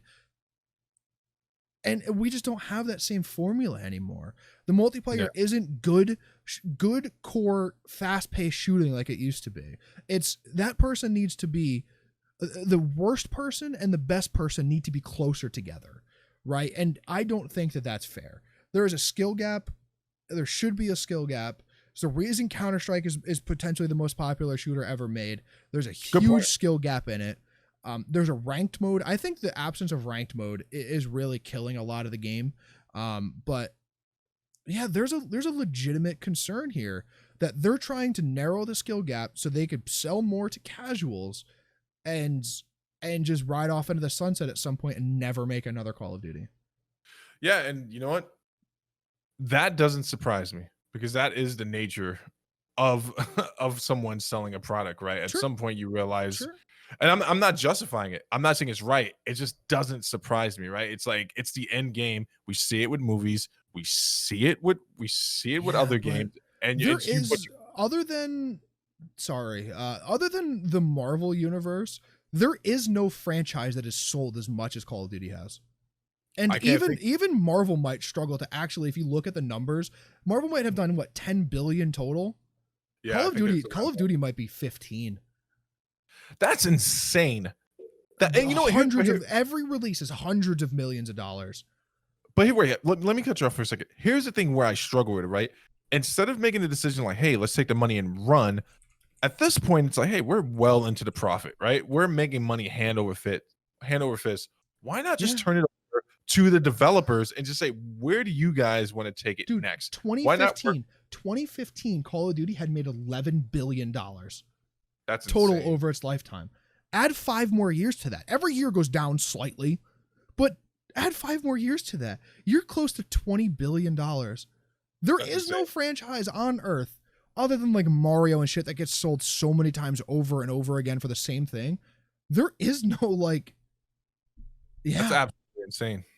That's like the loss to gain ratio. If you were to sit down in one of their meetings, like they got to be partying in there, right? They're like, how much did we pay out to the staff? What did it cost to get all the developers? What did we pay on marketing? Because it doesn't look like to me they put much money into marketing. They do. All. They do? Do they actually like they're like actual TV spots on big ads and like the games and stuff like that? Will they put an ad spot on TNT during like a finals game for Call of Duty? Yeah. Oh wow. Yeah. Absolutely, man. Absolutely. That's absolutely nuts. That's absolutely nuts. I'm sorry, Zach, man. I hope it stays together for you. It's all right. You know what? We're there for each other in these moments, man. I think you were there for me right before Endgame came out, and a cold wave came over me. I was like, this movie could probably really suck. I could get there. Like, they could be like, the last 10 years of your life, we don't give a shit about that. That's your fault. You spent all that money on these movies. We're ending it right here. Speaking of franchises, so this has become a hot button topic. I'd be interested to talk to Mantis about this, but not a big deal to me. But I am not a purist in this regard, so it doesn't bother me. I'm talking about Spider-Man 3 and Benedict Cumberbatch, aka Doctor Strange, coming into the Spider-Man universe. So let me give you some context on why this is an issue for people. Okay, so there's some people that have an issue with this iteration of Spider-Man. Okay. You don't read the comic books at all. Typically what happens in the mainline Marvel comic book universe, Peter Parker is a young kid, gets bit by a spider. He kind of stumbles into becoming a superhero. He follows that entire canon, but he's a superhero who developed on his own, right? He comes into his own. He becomes Spider-Man. He doesn't have a mentor other than his Uncle Ben. It's been the staple of the story. Even if you've never seen the Spider-Man movie before, most people know that Peter Parker has the same formula as many old school superheroes. He lost someone. He had decided to do something about it. In the MCU, however, We have Spider-Man just kind of popping up in Captain America Civil War. I've explained to you before why they did this. They didn't want to go back through the entire backstory. It's been told how many times over and over, right? Exactly. And I wasn't mad at him for that decision. So they introduced Iron Man as a kind of a mentor figure to Spider-Man. So full pause right there. Some I'm not even going to call them tryhards. Loyal, pure fans. They had an issue. You want to call them Hardcore fans had an issue with that because they felt like they were trying to adapt Spider-Man into a Robert Downey-esque type character, that they wanted to make him Iron Boy. I didn't see that. I just saw this as another plot device where they're like, hey, we needed a way to bring him in. Made more sense that Iron Man needed him during this conflict, and then Iron Man was used to bolster the sales of the original movie. No issue. Iron Man is now dead, right? Last movie of Spider-Man that came out specifically dealt with the issue that he had lost his mentor, and now he was kind of moving into the superhero realm on his own. They're introducing Doctor Strange as his mentor in this latest movie, and I suspect that that is because now that Marvel and Sony are playing nice, or we all thought they weren't playing nice and they just tricked us with this whole BS, they're going to use Doctor Strange's franchise to introduce this whole alternate universe concept, where they can bring in the Spider-Verse, where they tie in everything from Sony. So that's why we got Jamie Foxx coming back in. We'll probably, there's been a lot of rumors about seeing Garfield and maybe even Tobey Maguire, the original Spider-Man, just in these different alternate realities. But people are having a large reaction to this. And to that, I say, I think this is amazing.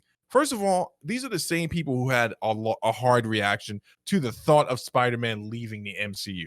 I'm talking about literally some of the same content creators that were on Twitter starting polls about how we can keep Spider-Man in the MCU now that we've come to a resolution and they've figured out a plot device to keep him in while allowing him to be utilized in the Sony's cinematic universe. Now people are complaining.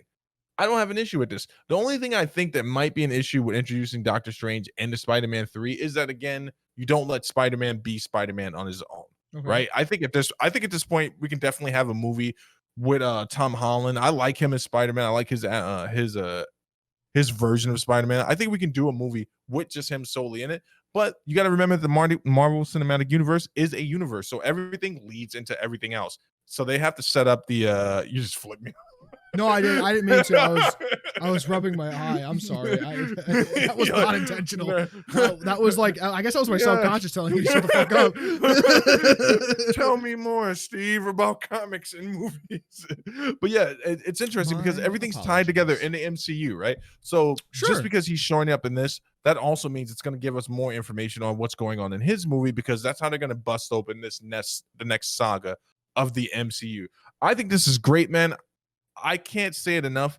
Kevin Feige doesn't just see 5 moves ahead. He's definitely 20 steps ahead at this point. Yeah, they dropped the Disney Plus situation in his lap, and he's figured out a way to keep that afloat with just his portion, his department. Dude, Disney Plus is the easiest business to run. You could put me as the CEO of fucking Disney Plus, and we're going to turn a profit this quarter. It is the easiest fucking thing I've ever seen in my entire life, dude. It's funny because it is a well-oiled machine, and but man, they don't make it easy on themselves, man. They're like President Trump. They do things where they just make it hard. Like the Mulan release, bad idea. They're like the whole thing was, it did well. What's a really bad idea? Stop remaking your most beloved properties. Stop fucking doing it. Come up with something new. Do you know why Frozen was so successful? Because it wasn't a remake of something from before, right? Dude, it's so easy. There is no need to reintroduce the Lion King to this generation, because they've already watched the old Lion King and they understand the old Lion King, right? There is no fucking reason to redo Mulan. Everyone loves Mulan. Widely regarded as one of the best Disney pictures of all time, and has the best Disney music of all time. Yeah. Right? Yeah, it's beautiful. There is no reason to redo it. There isn't. Stop taking things that are golden and redoing it. Do you know what you do? You stagger the release on Disney Plus to get people excited about the old property again. Wait, hold on. I got something that's even more groundbreaking. You hire some writers, you have a pitch meeting, and then you fire them all. You and release then you new rewrite content. Mulan. Yeah, dude, It can't be that hard. I know they don't want to expand. I bet you a lot of the issue with Disney is they don't want to expand their parks, right? Because every time like they make a new release thing, a new property, right? Yeah. Every time like a new Cars comes out, they have to add a whole new section to their parks, and they probably don't want to do that, right? I'm sure that weighs in the back of fucking Disney executive heads. It has to, but like also you could just revamp the park, and everyone who's been there already is like, I don't need to go to Disney anymore. My kids have seen it 3 times. They're like, oh shit, there's a new section. Let's go back. Right? Like, there are so many things. Oh my god, dude! Disney's the easiest company in the world to run, and they seemingly fuck it up time and time again, dude. So the crazy thing about it is like, you just described something that actually is one. I think their real Achilles heels is the park and their properties, right? Because they're always the business starts to impact the creative process. It was really impacting the MCU early on, and it's not anymore because they proved themselves, right? They're the most profitable part of their company, give or take. Wait, this whole thing, is the park the most profitable part of their company? They make a lot of fucking money in their parks, right? Yeah, they make a lot of money. They have 30 of them still? Not their property. Let me rephrase that. In regards to their films and their IPs, like that type of stuff, I think the MCU has overtaken anything else, and made the most money. Listen, I'm sure last year or the last few years it has, but licensing fucking Mickey Mouse to do other shit, they've literally changed patent laws to keep Mickey Mouse as a patentable property under Disney. You know that, right? There's a patent law after X amount of years, after the person who had originally filed the patent passes away, it becomes public domain. And they changed it for Mickey Mouse. It's now 150 years or something. It used to be 50 or 75 years after the original patent owner passes away while it's still under patent or trademark, whatever it is. It used to be just go to public domain. And then Disney was like, well, we're going to lobby $100 million into the whatever. And now they changed that. Now the property is potentially protected forever. This is really side note right there. That's the type of money and power I'm trying to come into in this life, even if it's only for a brief second, where I can just say, I don't know if a single person can have that much money. No single person is valued at $1 trillion. Yeah, Bezos is coming close, but yeah, he's getting there. What is this day-to-day profit margin? Oh, it's something $1 billion or some shit. It takes hundreds of millions of dollars to do stuff like that. It would be prohibitively expensive for a single person, even billionaires, right? Billionaires. Didn't they go through, but they went through a bit of a rough patch. Now, I'm not even talking about the recent one. Disney, I'm trying to remember this. This was like when I was a kid. They actually went through a bit of a rough patch, and it wasn't regarding the parks. The parks have always done extremely well. It was their film divisions that started to suffer, and people started to lose real they interest. Put out no new properties, right? Yeah. And then even before the remakes, it was because the Mouse House had become designated to a certain type of movie, and then they started treating their artists and their here's the issue, right? I bet it was 30 years where they didn't put out a single new property, right? And not even remakes. They just didn't put out a new property, and then they acquired either Pixar or whatever it was. Oh yes, right. And then they came in and like, okay, well, here's Cars, here's Shrek, here's this, here's that, right? And they came in and Universal. Whatever, who cares? Here's Cars, here's planes, here's fucking whatever, and then they launched the Disney Channel in the late 90s, early 2000s, and really took it off, right? And did more like pre-teen, like early teen stuff that was watched in the hundreds of millions. Yeah, no, widely popular though. Right? Hannah Montana was one of the most popular TV shows on popular shows on TV at the time, right? Like, oh, no, her life turned out horrible. No, it's great. What are you talking about? She owns all of her own stuff. She makes money. She does all of her own directing and producing and production. Like, no, she turned out the way that Hannah Montana, Miley Cyrus? Correct. Is Miley Cyrus Hannah Montana? Wait, her dad let a branch fall on her head when she was like a little baby? Yeah, who cares? Like, she still... What? Yeah, she talked about it on Rogan. Yeah, but the same shit that she owns is this, and that you're saying it has an issue now, is the same stuff that you praise Jay-Z for owning, right? What, Jay-Z? Jay-Z owns all of his own music. Oh, see, this is where you're making a mistake. I don't disparage her for owning her music. She can own the horrible music. I respect her for that, but I just don't take her serious as an artist. I do respect her range as a singer. I've heard her do a live cover of a Billie Holiday song. Jolene, I haven't heard that one, but she covered a Billie. Listen to that. That'll change your mind. A Billie Holiday song, and it was. I'll check it out after this. And I was like, man, she has an amazing range. She does, like in her voice. She's one of those artists like Lady Gaga that I always hope in their third act, because she's had a successful career, that she gives like an album of substance, where she just says, "Hey, you know what? I'm gonna do something that's a little bit more acapella. Bring in you know what I'm saying? Like Lady Gaga's too busy doing other shit right now. She doesn't do music anymore. Lady Gaga. She doesn't even fucking do music. She doesn't really do music anymore. She just released a new album. But after how many years of her previous one? Wait, she got caught up in all these business. I just want to clarify. I didn't buy it or anything. I didn't even know about it. But she's doing all these other business ventures, right? Yeah, she was acting and stuff like that. She's one of the most wealthy, like, new age musicians of all time. Wait, but here's the thing, right? People really, really didn't start respecting her music, like really respecting her as an artist. Like, she's classically trained. True. Amazing, but and it's weird how this happens, man, but you got to give her so much respect. It was the stuff she did with Tony Bennett where people started taking her seriously. Sure. Because it's like, hey, this is a talented individual. And I don't care what your thoughts are, not yours in particular, like on lounge singers. When someone can sit down and sing to jazz percussion, like very hard. Yeah, right off the top of their head, you got to respect those people. I hope the same for Miley Cyrus. I know that she said she was doing a lot of yayo. You know, hey, sometimes, yeah, that's what happens. The Disney kids, they go down that path after a while, right? But she still owns all of her own stuff. She does all of her own production. I'm not taking that away from her. She's done incredible with business. I'm not taking any of that away from her. I'm putting her in the same place. You could tell me Vanilla Ice made the same decisions. And I was saying, I'm proud. I'm proud. He doesn't have any money. That's how you tell the difference, right? No, he has money. He's got a successful carpentry company. He's doing really very well for himself. he's like, I do cabinets now. I'm like, wow, cabinets are very hard, sir. Cabinets are they're incredibly difficult to do. But in regards to Disney, so more specifically in regards to Spider-Man, I know this is like in there one off the other out of the other with you. But I want to say to people who enjoy the MCU and people who don't enjoy the MCU, this is good for both parties involved, right? Because there are people who don't enjoy the properties being in the MCU, and you're going to get Spider-Man, your version of Spider-Man, back at Sony. So let's just talk about Sony's hold over Spider-Man, and here's why I don't care. And I don't care how long they own it for. How long do they own the property for? So I'm assuming it's licensed from Marvel in some fashion, right? Or did they own, or did Marvel do so bad at one point that they had to sell off portions of their business? Yes. That's 100%. What it was.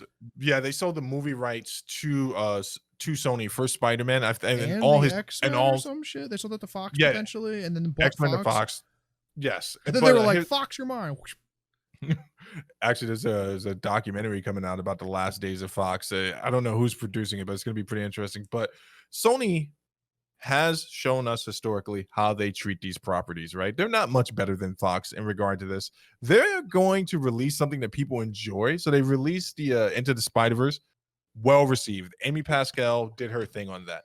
But if we follow the trend of Sony, eventually they're going to be like, we can make more money. This is how they screwed up the last franchise, and that's the same thing that's going to happen with this. Yeah. And all you people who are clamoring for him to go to the Sony universe because you like the Venom movie, do not complain when they trash it. And to answer your first question, the only way they lose that property again is if they get bought out. So if someone buys Sony films, it defaults back to Marvel. Interesting. It rolls. Yeah. Or they sell the property, right? They could sell the property essentially. No, they can't. They can't sell it, apparently. Well, I was asking back to Marvel. Yeah, they can sell it back to Marvel, but they can't sell it to anyone else. I was trying to figure it out one day. Clause within whoever wrote that contract deserves a fucking raise, dude. That's a hard contract to pull off. That's like a perpetuity contract. That's incredibly hard to pull off. Very well. Yeah, Marvel Comics was in a bad place, but that guy that showed up for work that day, he was like, "Hold on for a second. Let me just add one more thing." Oh, is it section B 37C? Like, you'll thank me later. Like, they're not going to read that far. This is on page number 73. But it takes us back to the same conversation we had once upon a time. You asked me what would be the difference if Disney purchased the illustration and the literary rights to the DC Comics, and it's like it's nothing, right? But unless they get those film rights, it means nothing. It'd be great to have them in one comic universe. Doesn't mean anything to the thing that actually makes them money. If they had one comic universe, right? Because they're two different, very different universes. DC is more dark and gritty, where Marvel is more light and fun. From what I've seen, right? I'm sure there's opposing views inside of it, but general overarching, Gotham City is much darker than fucking Marvel City. I think they use real cities, right? They don't do. No, they have a few made up ones. No, but you're absolutely correct, right? So even in the comic books, dark Gotham has always been a little bit darker. And after the silver age of comics, like they made it a little bit more darker. But then Marvel introduced their Marvel Knights edition, which kind of just became a part of all of Marvel, where they made it a little bit more gritty. The only reason I wouldn't want to see it all under one umbrella is because I think competition is healthy. Always is. It becomes pushes a monopoly at that point. I wonder if that was even a possibility.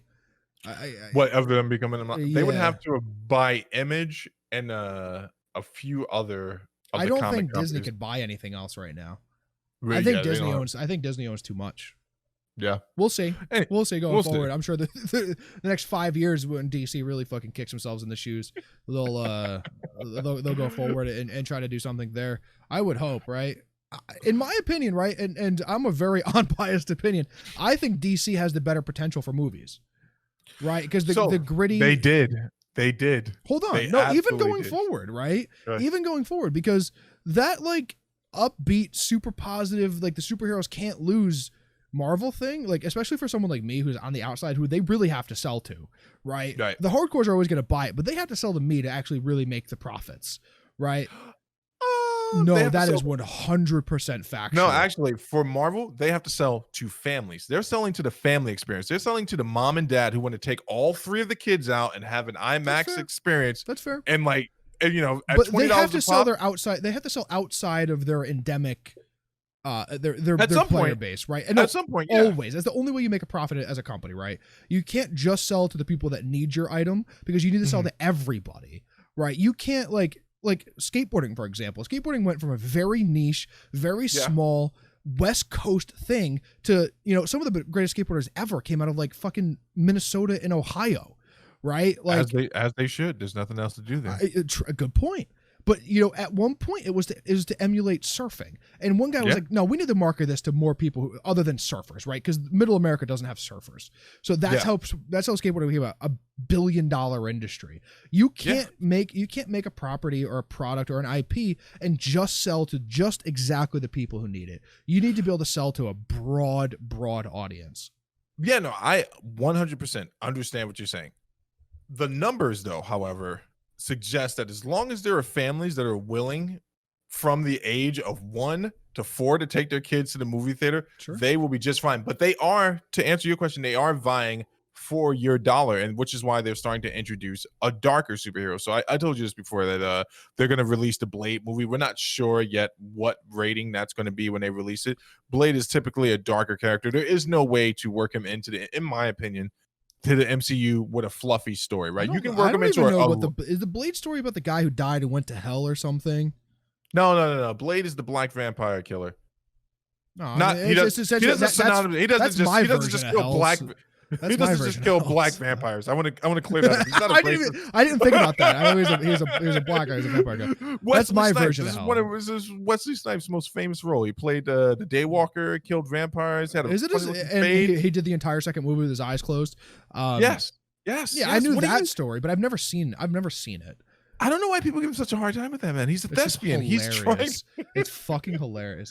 Imagine being just so hard to work with that you're just like, you know what? It's a movie. Okay, here we go.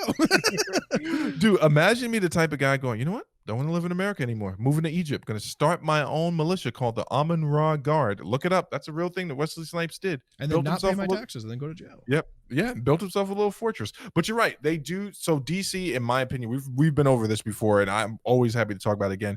I agree with you 100% that they have an opportunity to make better dark movies. I disagree with you that they will ever be able to do it. At this point, I never said they were able to do it. I said I think that the properties that DC Comics has a potential for better long series movie arcs and universes than I think Marvel does, right? Yeah. But I don't think their execution is good enough. I would never say that. No. The crazy thing about it is, though, like, so here's the marketing, right? You are not a comic book guy at all, but you walked out of the Joker movie having had an experience. So the problem with that was me and Roy were just talking about this the other day. At the beginning, they shot themselves in the foot and they said, this is a one-off. We're serious artists over here. We're only going to do one. I'm like, I'm bullshit. fine. I'm fine with it, dude. Because it wasn't even a traditional Joker story, right? No, they kind of they mishmash a bunch of Joker stories together. Right? Yeah. So it's not a traditional Joker story, which is fine, dude. They did fantastic cinema there. They sold as much as they should have, and probably not even as much, right? It should have been a $5 billion movie or something. It was incredible, I thought. But if they did that with every one of their characters, right? And then we're like, okay, these were the one-offs. These are the stories that we're going to base our next set of stories off of, and then went in a little bit and try to merge everything together in like a huge thing, it would be way better in my opinion. Because then you're making legitimate cinema out of stuff that is widely considered, popcorn movies, right? Where it's like, wow, I'm going to this and it's just going to be fun. Instead of I'm going to go to this and it's going to make me feel something. So here's what they need to do. I'm going to take charge of DC right now, right? Absolutely. You know what? You have my vote. It's the only one that matters. Actually, I've sat on their board for years. Here's what they absolutely need to do. After the Snyder Cut, they do a friggin' reboot of their cinematic universe. They release it, whether it does bad or not. You stand by the property. Can't do it again, man. How many different times Batman movies have been made in the last 10 years? No. Not reboot in that sense. So this movie that comes out now for the Snyder Cut. This will be the movie that is the launch pad for everything else coming out, right? So moving forward, if you're gonna have another Aquaman movie, it has to tie into the continuity that's been established by this movie. If you're gonna do one-offs and they're not gonna be a part of this universe, you have to continue doing what you're saying you're doing right now. Like, this is just a piece of cinema. They have to run. They have to run simultaneously, in my opinion, right? Because they could do their passion project of building the Justice League or whatever, right? And then doing the Marvel thing, but they have to build it, right? They can't force it in. And at the same time, dude, they could set up every single one of the super villains by a single one-off, right? I don't know who the major supervillains are in DC. I can never even guess, right? But if they set them up, not Joker again. Let's not do another Joker. Let's do the next person in line. I don't want Lex Luthor. That's probably been done into the fucking ground. But like, actually, you know what? I wouldn't mind that. But go ahead. Let me hear you out here. Isn't there like a whole like colony of like gorillas or something that are like super intelligent gorillas? Is that a thing? Like, there's one intelligent gorilla in the Flash comics. Yeah. Let's do that fucking guy, right? Let's do that guy and make that legitimate cinema, right? And then like. Let's keep going down there, and then at some point they all tie in, right? And you could legitimately do that and do your huge one-offs. Use that to make your money. Use that to provide the capital to do your building in the stuff that's not going to be as great. But you have to fucking do it. Here's the thing, right? So another thing you have to do on top of that is you have to get actors on the same page with the screenwriters and the producer, which it is like, Zach, I'm coming to you. We want you to play this role. I have to be honest with you. The contract you're about to sign is going to lock you into 10 movies. I'm down. I'm down. I don't know how much money you're paying me, but I'm down. It could be $50 a movie. I need something to do. Stop hiring people who go to this weird place as an artist who it's like, oh, I don't want to do this anymore. It's like, no, then just pick an unknown. And that's where Marvel succeeded. They're like, hey, we'll take a chance on a no-name actor because we know this 10 movie contract, this guy's going to eat this up, and he's going to stay with the franchise. Yeah, screw DC, man. You know what? I'm so sick of this shit. I'm so sick of this nonsense from them, man. I bought HBO Max. I'm going to watch the Snyder Cut. I'm a liar. I'm a hypocrite. I watch everything they put out, even though I know it's going to be bad. Don't listen to anything I'm saying, folks. You cannot trust me. I am a slave to advertising.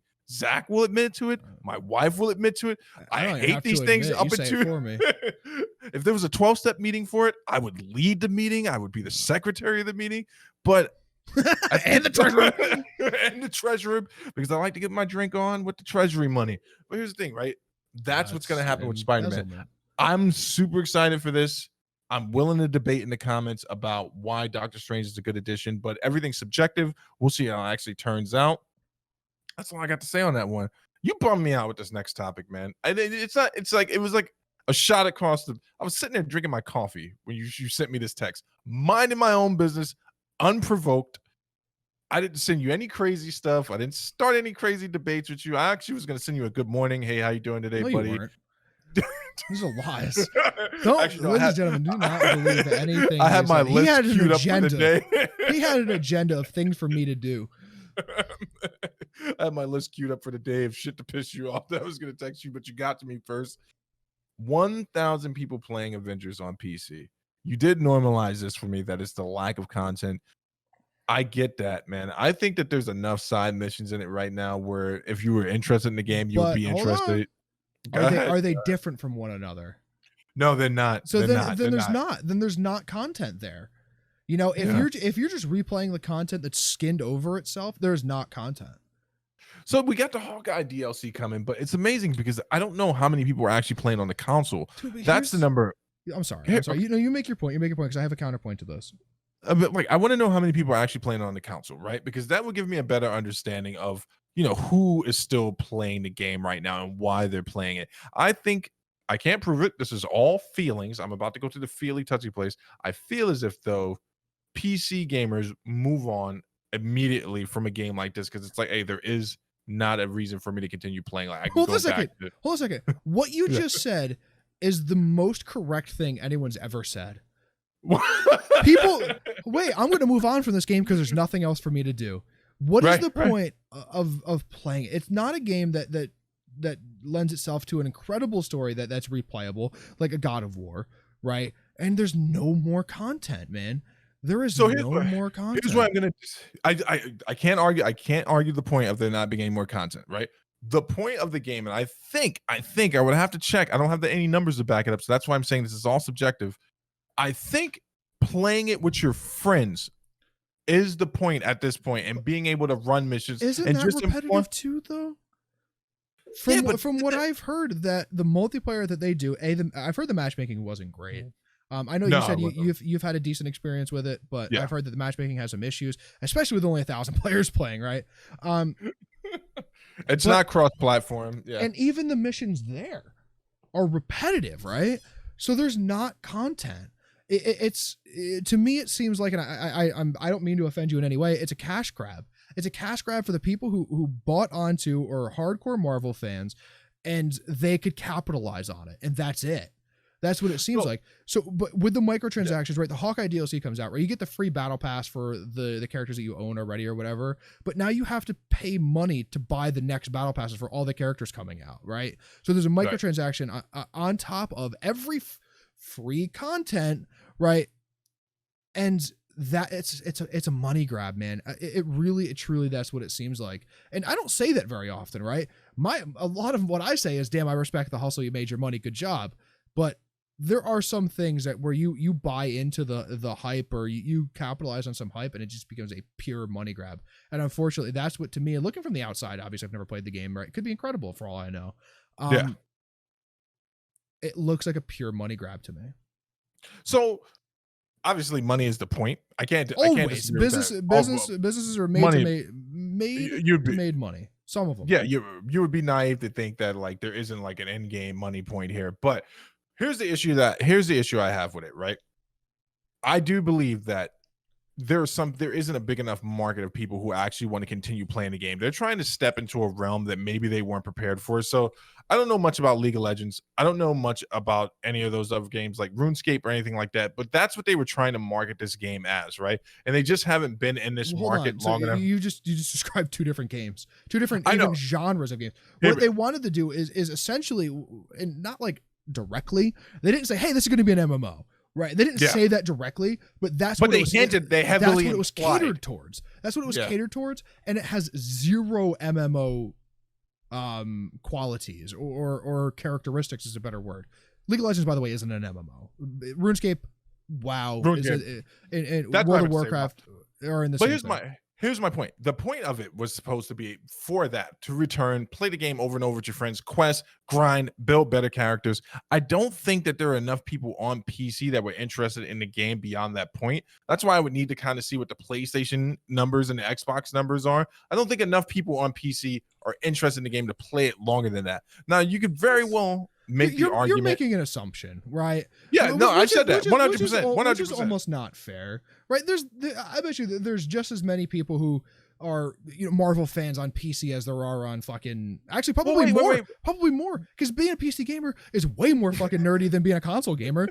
But wait, but there's one thing I can't let them off the hook, because when we have to introduce the variable, I think there's another reason that people, besides the content, they're jumping ship on the game, especially if they're not playing on Sony. And this was going to be my larger point. There was a bit of controversy, and I don't know how much this is going to push people away, but people were really upset about the Spider-Man exclusively on Sony only thing. Like, Yeah. I mean, like, I made an argument about it, but I didn't care. Extremely upset. But 1,000 players on PC, that sucks. Yeah, I'm on Steam charts right now. The 30-day average is 4,800.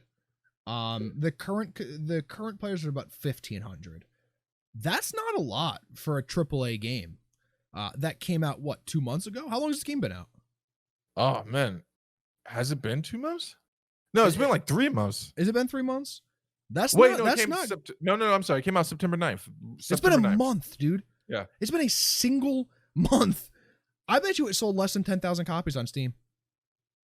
Yeah, but what are the overall numbers? That's what we need to gauge. We can't just look at one portion. It was 1/3 of Spider-Man from what I've seen, and Spider-Man sold about 10 million copies. I've seen some reports. They haven't exactly released numbers, but they sold about 3 million copies total. So take that as you will. Take that as a little bit of a grain of salt. And I'm not trying to shit on the game, man. I'm just making a point of not retaining player base at all, which is a very bad sign for a game.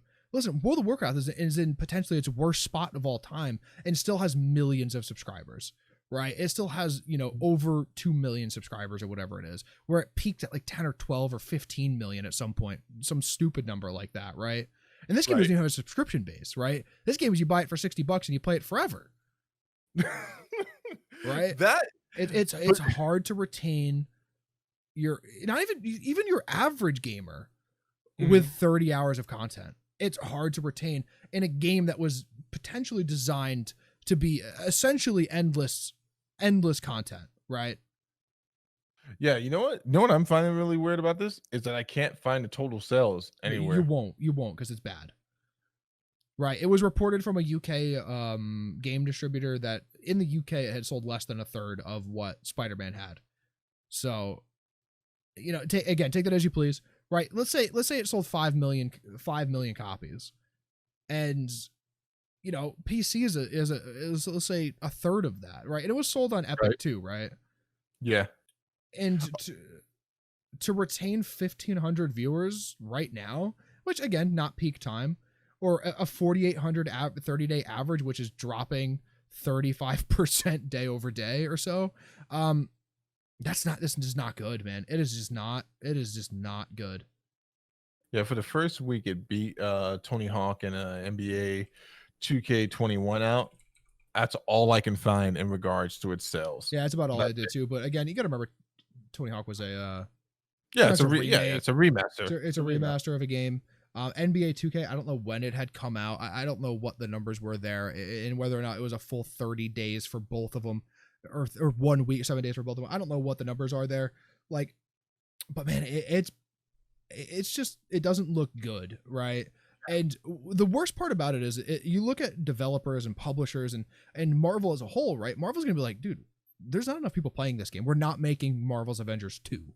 Right. That's where the real crime is that they couldn't make a game good enough to even justify making a second game or even putting more resources into fleshing out the game or putting in a big enough DLC where people are going to come back. Well, I mean, so right now we're definitely based off the numbers, I can see what you're saying, but I do think that people are going to return for the Hawkeye one. The Black Panther release is going to be big for them. Here's the problem where they shot themselves in the foot. If Spider-Man would have been a universal release as a DLC for Xbox and for the PC, I think more people would have came back. But I don't know how much bigger Spider-Man sells, right? Because it's still within the same game. It's still. I think Spider-Man sells very well for the Avengers. I agree. I agree. And brings people in. But here's the thing: again, you got me right where you're right. It's all conjecture on my end because I don't even have on numbers my end too. To be fair, to back it up. Here's the thing that sucks about this whole thing, right? They need to make a part 2. For me, I don't care if any of these other part people. 2. They need to make expansions for it. I've made this argument 50 times where they should flesh it out into a pseudo MMO at this point because it's not there, right? But they need to flesh it out into a pseudo MMO of sorts and progress the game, right? That's the biggest issue as I see, is that you with, again, this is just on Steam, right? And I gauge a lot of my numbers off of Steam, because you could just say let's do a multiple of 10, right? And put that on for PlayStation, right? And I don't think PlayStation's 10 times bigger as Steam at this point, but that's still 15,000 players, right? And then let's say a multiple of 5 for Xbox, that's 7,500 players, right? And you're still looking at less than 50,000 players total, which is not a good look a month after a game comes out. No, it's not a good look. There's no way you can argue with that, man. I hope they don't kill it, man. But for them to keep it going the way they want, if they want it to be an MMO, you got to be willing to ask for help in this scenario. You got to bring in people that understand that. You do, in my opinion, you got to bring people in. They made the core of the game wrong to make it an MMO, I believe. So you're saying at this point, there's nothing they can do to course correct. They would correct. have to scrap this game and make Marvel's Avenger the MMO as a second game. No, it's legitimately what they would have to do, right? It doesn't have, you know, it doesn't have the availability and the openness. Is it fairly linear, right? Like there's a story, and you're pretty much on that path. Whether you do the side missions or not, whatever, you do that shit to get better gear or whatever. Yeah, once you complete the main story, then you do go into the gear grind, and then there's a sub story after the main story where it's like, oh, by the way, this antagonist is still existing, so you're going to go around, do a bunch of missions. Also, there's another kind of side mission where you're trying to revitalize shield, so you're running around like gathering all of shield's resources. And then within that's what I'm saying in regards to content, it is repetitious, so I wouldn't count it as new content, but there's so much stuff to do in that regard. And when I was playing with Pete the other night, and you know how hard it is for me to return back to a game. I don't have enough time to do that type of stuff. The Division officially is the only one, but I found that I am able to go back and play it. And even though there are parts where I'm like, oh, come on, man, I'm blowing up the friggin' arc thing again. You're telling me the aim has 8 of these things and I got to blow them all up. Like, you know what I'm saying? Like, and it's like the same exact. That's the part that sucks. I think that the pattern in which the AI works is very predictable. I'm not even worried about that, right? But it seems like to me that they're reskinning missions, right? It's, hey, 100%. We need 30 of these things, and like, okay, cool, we're gonna go do that. And then the second one is like, hey, I need you to go kill this guy, but you're walking through the same area, or the enemies are the same, or the waves are the same, right? And that's an issue. There's no new content there. But it's not the scale of an MMO, right? The one thing that MMOs do really well is how big and how much there is to do, and how little and how not linear an MMO is, right? There is a storyline, there is a story arc, right? And it's over months of content, right? But there isn't like, hey, this is the enemy, this is what we're gonna go kill. It's going to take me 25 hours, right? It's going to take me 30 hours if I'm not great, you know, like, or if I'm playing it slow and I'm trying to enjoy it, right? It's not that. There is, you know, there should be 100 hours worth of content on top of the 30 hours of main story or something. And that's what to me makes it not an MMO. The grand scale of it is what's holding its back. No, you surmised it right. It is linear. They would have had more success by not alluding to it having MMO features. I can't remember what the exact verbiage or the adjective they used to describe it. Here are my hopes for the game moving forward, right? So we get the Hawkeye DLC. It's still the same thing. You're fighting AIM. I'm hoping that the next DLC that they release, I hope that you conclude the AIM as the antagonist, and then whatever comes out next with Black Panther or whoever's coming in next, they introduced another villain. Do we know how much content is coming with each new character? I thought it was just like I thought from what I read, again, I've been very, very little about this, but I keep it in my wheelhouse because you like it so much. I heard that it was going to be just enough to tell a little bit of their backstory and then get them into the team. And that was it. They're not going to release whole story arcs per these new characters. So that would be extremely disappointing because no, they can't release a whole new story arc. It is going to be not their backstory so much, the integrated story of what they're doing while this is going on, and then what their missions are and how they're helping to impact the entire situation. So that's obviously 6 hours worth of stuff, right? 6 hours is it's a fair amount of time. That's a big number for a game that has 25 hours worth of content, right? Realistically, it's probably an hour and a half worth of stuff. But here's going to be the real issue, because if it is what you think it is, then that's going to be a huge problem, right? Like, so let's say, for instance, it's one mission for Hawkeye and one mission for his daughter, Kate Bishop. And then it's like, all right, so now they're playable characters. Then the game's going to be officially dead. especially if they do something like that with Black Panther. I'm not even talking about the Chadwick Boseman thing. We're not just introducing a side character. He is a universe unto himself. Right. His entire comic book franchise. If you don't bring in all of that lore into the game somehow and give him, dude, you're saying this, right? But it's very hard to do. You're essentially proposing that they're gonna remake an entire new Marvel's Avenger per character that they're gonna release, right? Because for them to properly do lore introduction on that large of a character, that's 25 more hours worth of content. And there's no way that they released the full game with 25 hours, right? And I keep saying this number of 25 hours because it's easy to process. I don't know if that's actually true or not. It might be less. You can't do that with every character that you're putting into the game, because then it's like, oh wait, you're just trying to sell this DLC. Then it's really a money grab, because you sold 5% of your game for the full price. But here's the thing. See, this is why I wish you played the Spider-Man game on Sony. The way if they can do it the way they did his DLC, then and also if they do it like the Batman Arkham DLC, remember it was just kind of like Act 1, Act 2, Act 3, Act 4 type of stuff. I don't know if I ever played the DLC for the Arkham series. If they do it like that, it's going to be amazing. But this is what they said they were going to do. So yeah, obviously I'm about to go back on something I just said to you. They lie all the time, but they promised that they were going to release the type of DLC where it's going to be ever expanding.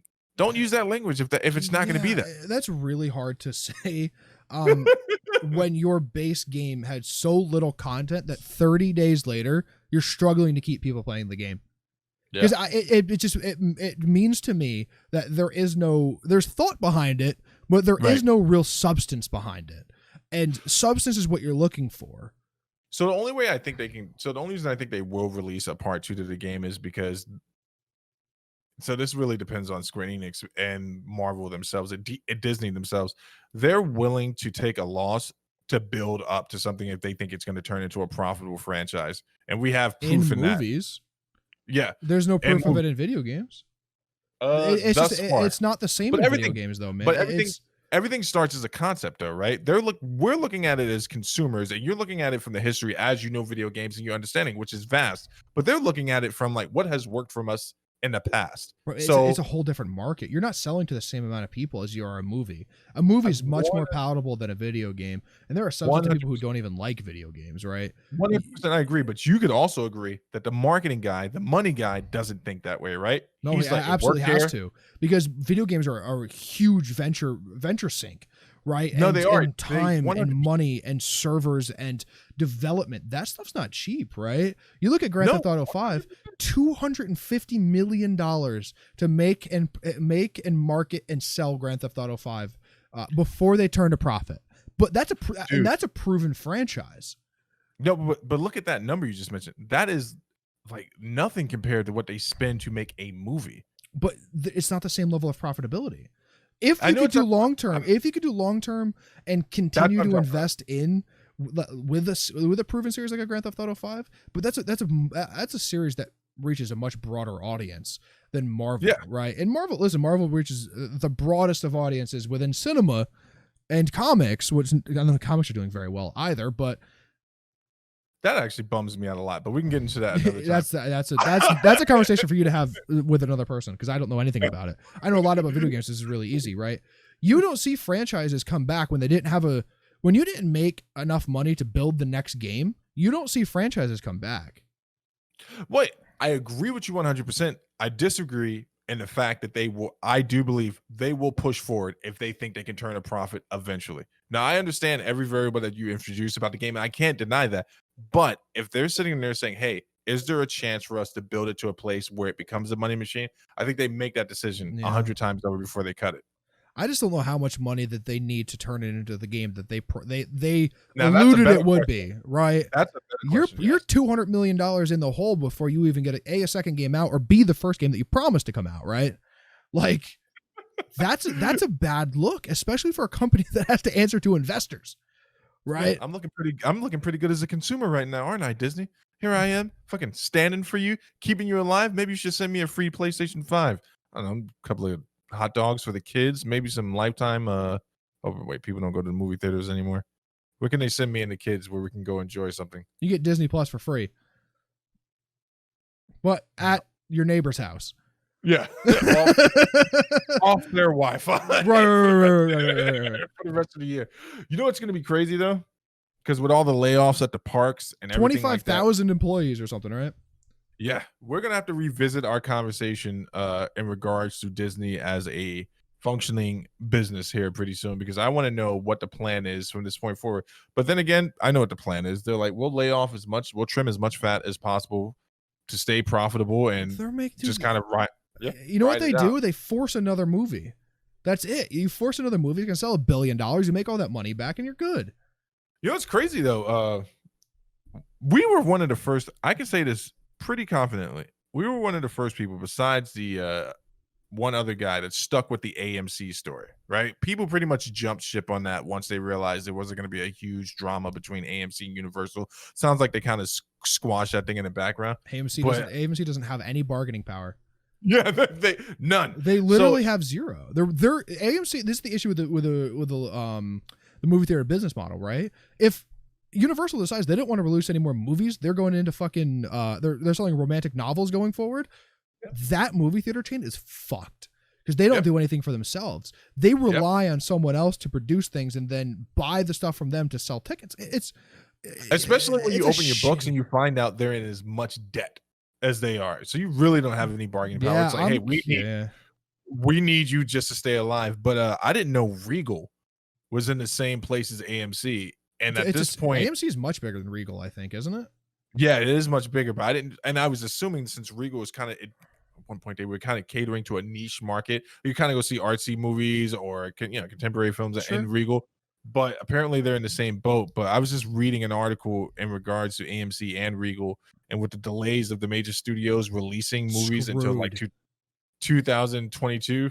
They're screwed. That business model is really bad. There's the worst business model you could possibly have. Yeah, is as a movie theater. Not even a movie theater, but something where you depend on someone else's product. It's insane, right? And here, the only company that works for, the only thing that works for is fucking shoelaces, because everyone needs shoes. That's a good point, man. People do need shoes and hamburger buns. No, you don't. I disagree. Categorically, you don't need hamburger buns. I don't need them either. I just want to see where you were going to go with that. So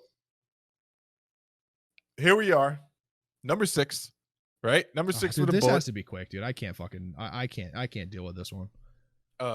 Jeffrey, would you bring me my slippers, please? We're going to be here for quite some time.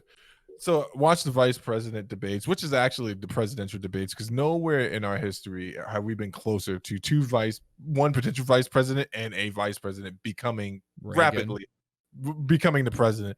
But to quote someone else way more smarter than me, man, this was typical run-of-the-mill politics, right? So Mike Pence came in with one plan, and he only had to do one thing to look good for his base, which was defend Trump adequately, right? Mm-hmm.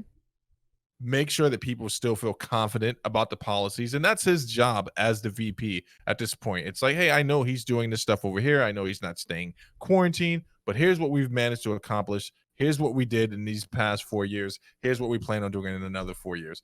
Kamala had one job, was to disprove that. They both had their effective moments in the debates. Mm-hmm. Kamala kind of fell flat at points.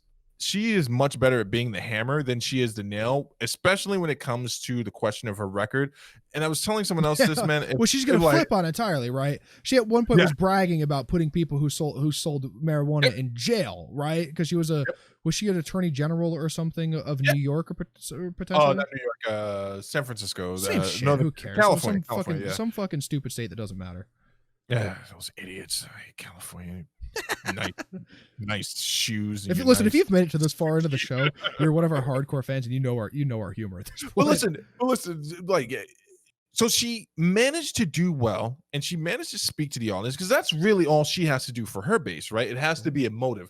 You have to make people scared enough of the Trump administration for them to vote for you. Here's where she stumbled, right? So inevitably, Mike Pence brought up her record as a prosecutor and what she's done. And instead of just saying the truth, like, hey, there was a reason I enacted these policies. I was dealing with high crime rate areas. This was not about institutionalized racism or me trying to victimize Black people.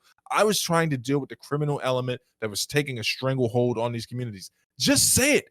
Dude, just say it. Just say it. Stop skirting around the truth. And if it was the other thing, then you're screwed either way. And she couldn't do it. And she tried to Yeah. do this thing where she made it seem like she was impassioned, like emboldened when he brought up a record. Like, he just attacked my record. Like, no, your record is attacking you because your record is the only thing that you have to offer at the moment, right? You know what I want from any sort of candidate, man? I want them to have the ability to go, hey, listen, you know, I've grown and evolved as a person since then. You know, back then, you know, the person I am today, you know, looks back at that and is even slightly embarrassed about the things that I had done then. But the person I was at that time thought that that was the best course of action. Just give me one of those, man. Just give me one of those. And I'm like, oh, okay. You know, you're a human, you know, like you're a legitimate human. Like, thank you. Right. And give me something that I could look at you and go, well, I can relate to that. Instead of like, well, you know, my fucking past doesn't matter. It's like, no, it does. But you could admit that you know, your ideology now is different than it was then. Yeah, but you have to own it. You have to take that opportunity. I think the American people would respond to that. And it's the same thing on the other side for Pence. Yeah. I know he can't literally do this, but at some point in his career, he's going to have to come out. If he wants to continue to have a political career after this, or even be welcomed back in society, he has to say to mainline conservatives, like, hey, this is the job I was enacted to do. I had to back him at all costs because we knew what was on the line for us as conservatives. We picked them. And I rode with him. Just say it, man. Do you understand what I'm saying? Do you know do you know how the exodus of the Republican Party is going to be once either A, Donald Trump gets beaten, or B, he wins and his next term ends? The day he's out of office, they're throwing him under the bus so fucking hard. Oh, quick, fast. Oh my god, man! Quick, like fast, it's about as quick as you can. And like, I qualify myself as a conservative. We've been over this, though, what separates me from the mainline conservative. Mine is based on a religious belief, not on politics. I'm conservative in that regard. Here's the issue, right? You've tied yourself to this horse, right? You gotta let it kill you, or you gotta overcome it, right? But you know, I do think we have some stars coming up in the Republican Party, which is like Ben Sass. He's probably the brightest hope we have for the future in regards to a moderate candidate, because at least he can acknowledge. Actually, you know what? I'm gonna leave it on the table right there, ladies and gentlemen, because if I go to the next part, then it's just like we'll be here for another hour. But the vice presidential debates were absolutely exactly what they were supposed to be: safe politics to make up for the first debates. That's all it was, man. That's literally all it was. I didn't watch. I didn't partake. Did the second presidential debate get canceled? Yes, Trump turned down the virtual. He doesn't want to do it. Interesting. So he's shying away. That's not what his base sees, but that's essentially what's happening. Why wouldn't you want to do a virtual one? What's the difference? So there's not like there's a crowd there. His big thing was just playing into the crowd, right? Here's the thing. So if I'm just speculating, right, if I'm definitely looking from the outside in, his strategy, we all knew what it was going to be against Joe Biden, which was to make him look like an inept, foolish old man. And lo and behold, it didn't work. People actually, they're not responding to that anymore. They want the policies and they want substance. We want that. That's what I've seen on the internet, man. I don't know how many times I've seen people go, well, he won. And I'm like, what the fuck were you watching? But you know what? That's the problem right there, man. Because like I'm having this conversation with you, and then when I have a conversation with other people, like I try to say that I'm like, hey, there's a point where if we're talking about policy versus being emotive, then you got to get your guy on board with that, right? You got to get him on board. If he shuts his mouth and just argues policies, he's good. He's good. All he's got to do is win his base back. That's all you have to do. That's all you have. You have one job, dude. You have one job. Yeah, I don't know, man. We're gonna see 4 more years of Trump. I'm pretty positive of that. It won't be off of my vote for sure. I just, you know, we'll see where the next 4 years go. On either side, right? There's worrying on either side, but. Oh, come on, dude. I'm sure if I had a conversation with your dad about Joe Biden's economics right now, he would have something to say. I've never even asked. I don't think my dad would care. Don't ask. I asked an old guy that was just walking down the street. I'm like, hey, so what do you think about the new Green Deal? And he just attacked me with a stick. So my dad would give you the political answer of like, I'd have to do more research into it and get back to you. Yeah. Zach, buddy, I'm shaving my mustache off after the show. Wait, are you gonna do Movember? Are we doing Movember? Yeah, it's got to go, man. You know, it's just look at me, man. Look, It this looks good. what? No, it doesn't, bro. Thank you for lying to me, man. You gotta trim it back a little bit. No, we've been over this, man. Last time I did that, I took it back too far, and I went outside, and I was like, it looks good. Looks good. Nobody notices. Just get someone else to good. do it for you. Go get a professional to do it. I'm going to the guy in town. Can't go back to the other barbershop after the whole debate debacle. Oh, okay. All right. Okay. I'm not sure. While you're there, get some pizza. While you're there, get some pizza. There's a good pizza place right there. Have you seen a guy in that shop? Is he good? Depends on which one you're talking about. We'll talk about it off air. This is way too inside baseball. Stevie, tell the people where they can find us. Ladies and gentlemen, you can find us at all our social media platforms, all Talking with a Dad. You can find us at the website, talkingwithadad.com. You can also, I made a bit of a boo-boo before. If you want to email questions to us for one of these live shows, it's actually gaming with a dad. Just do it in the Discord. Just do it in the Discord. Come in the Discord. This is way easier. I can curate it a little bit better. Just send it to the Discord. And if you want to text Zach, I'll put his phone number in. Absolutely. You could do that. In the description below. Thanks for tuning in, and good night.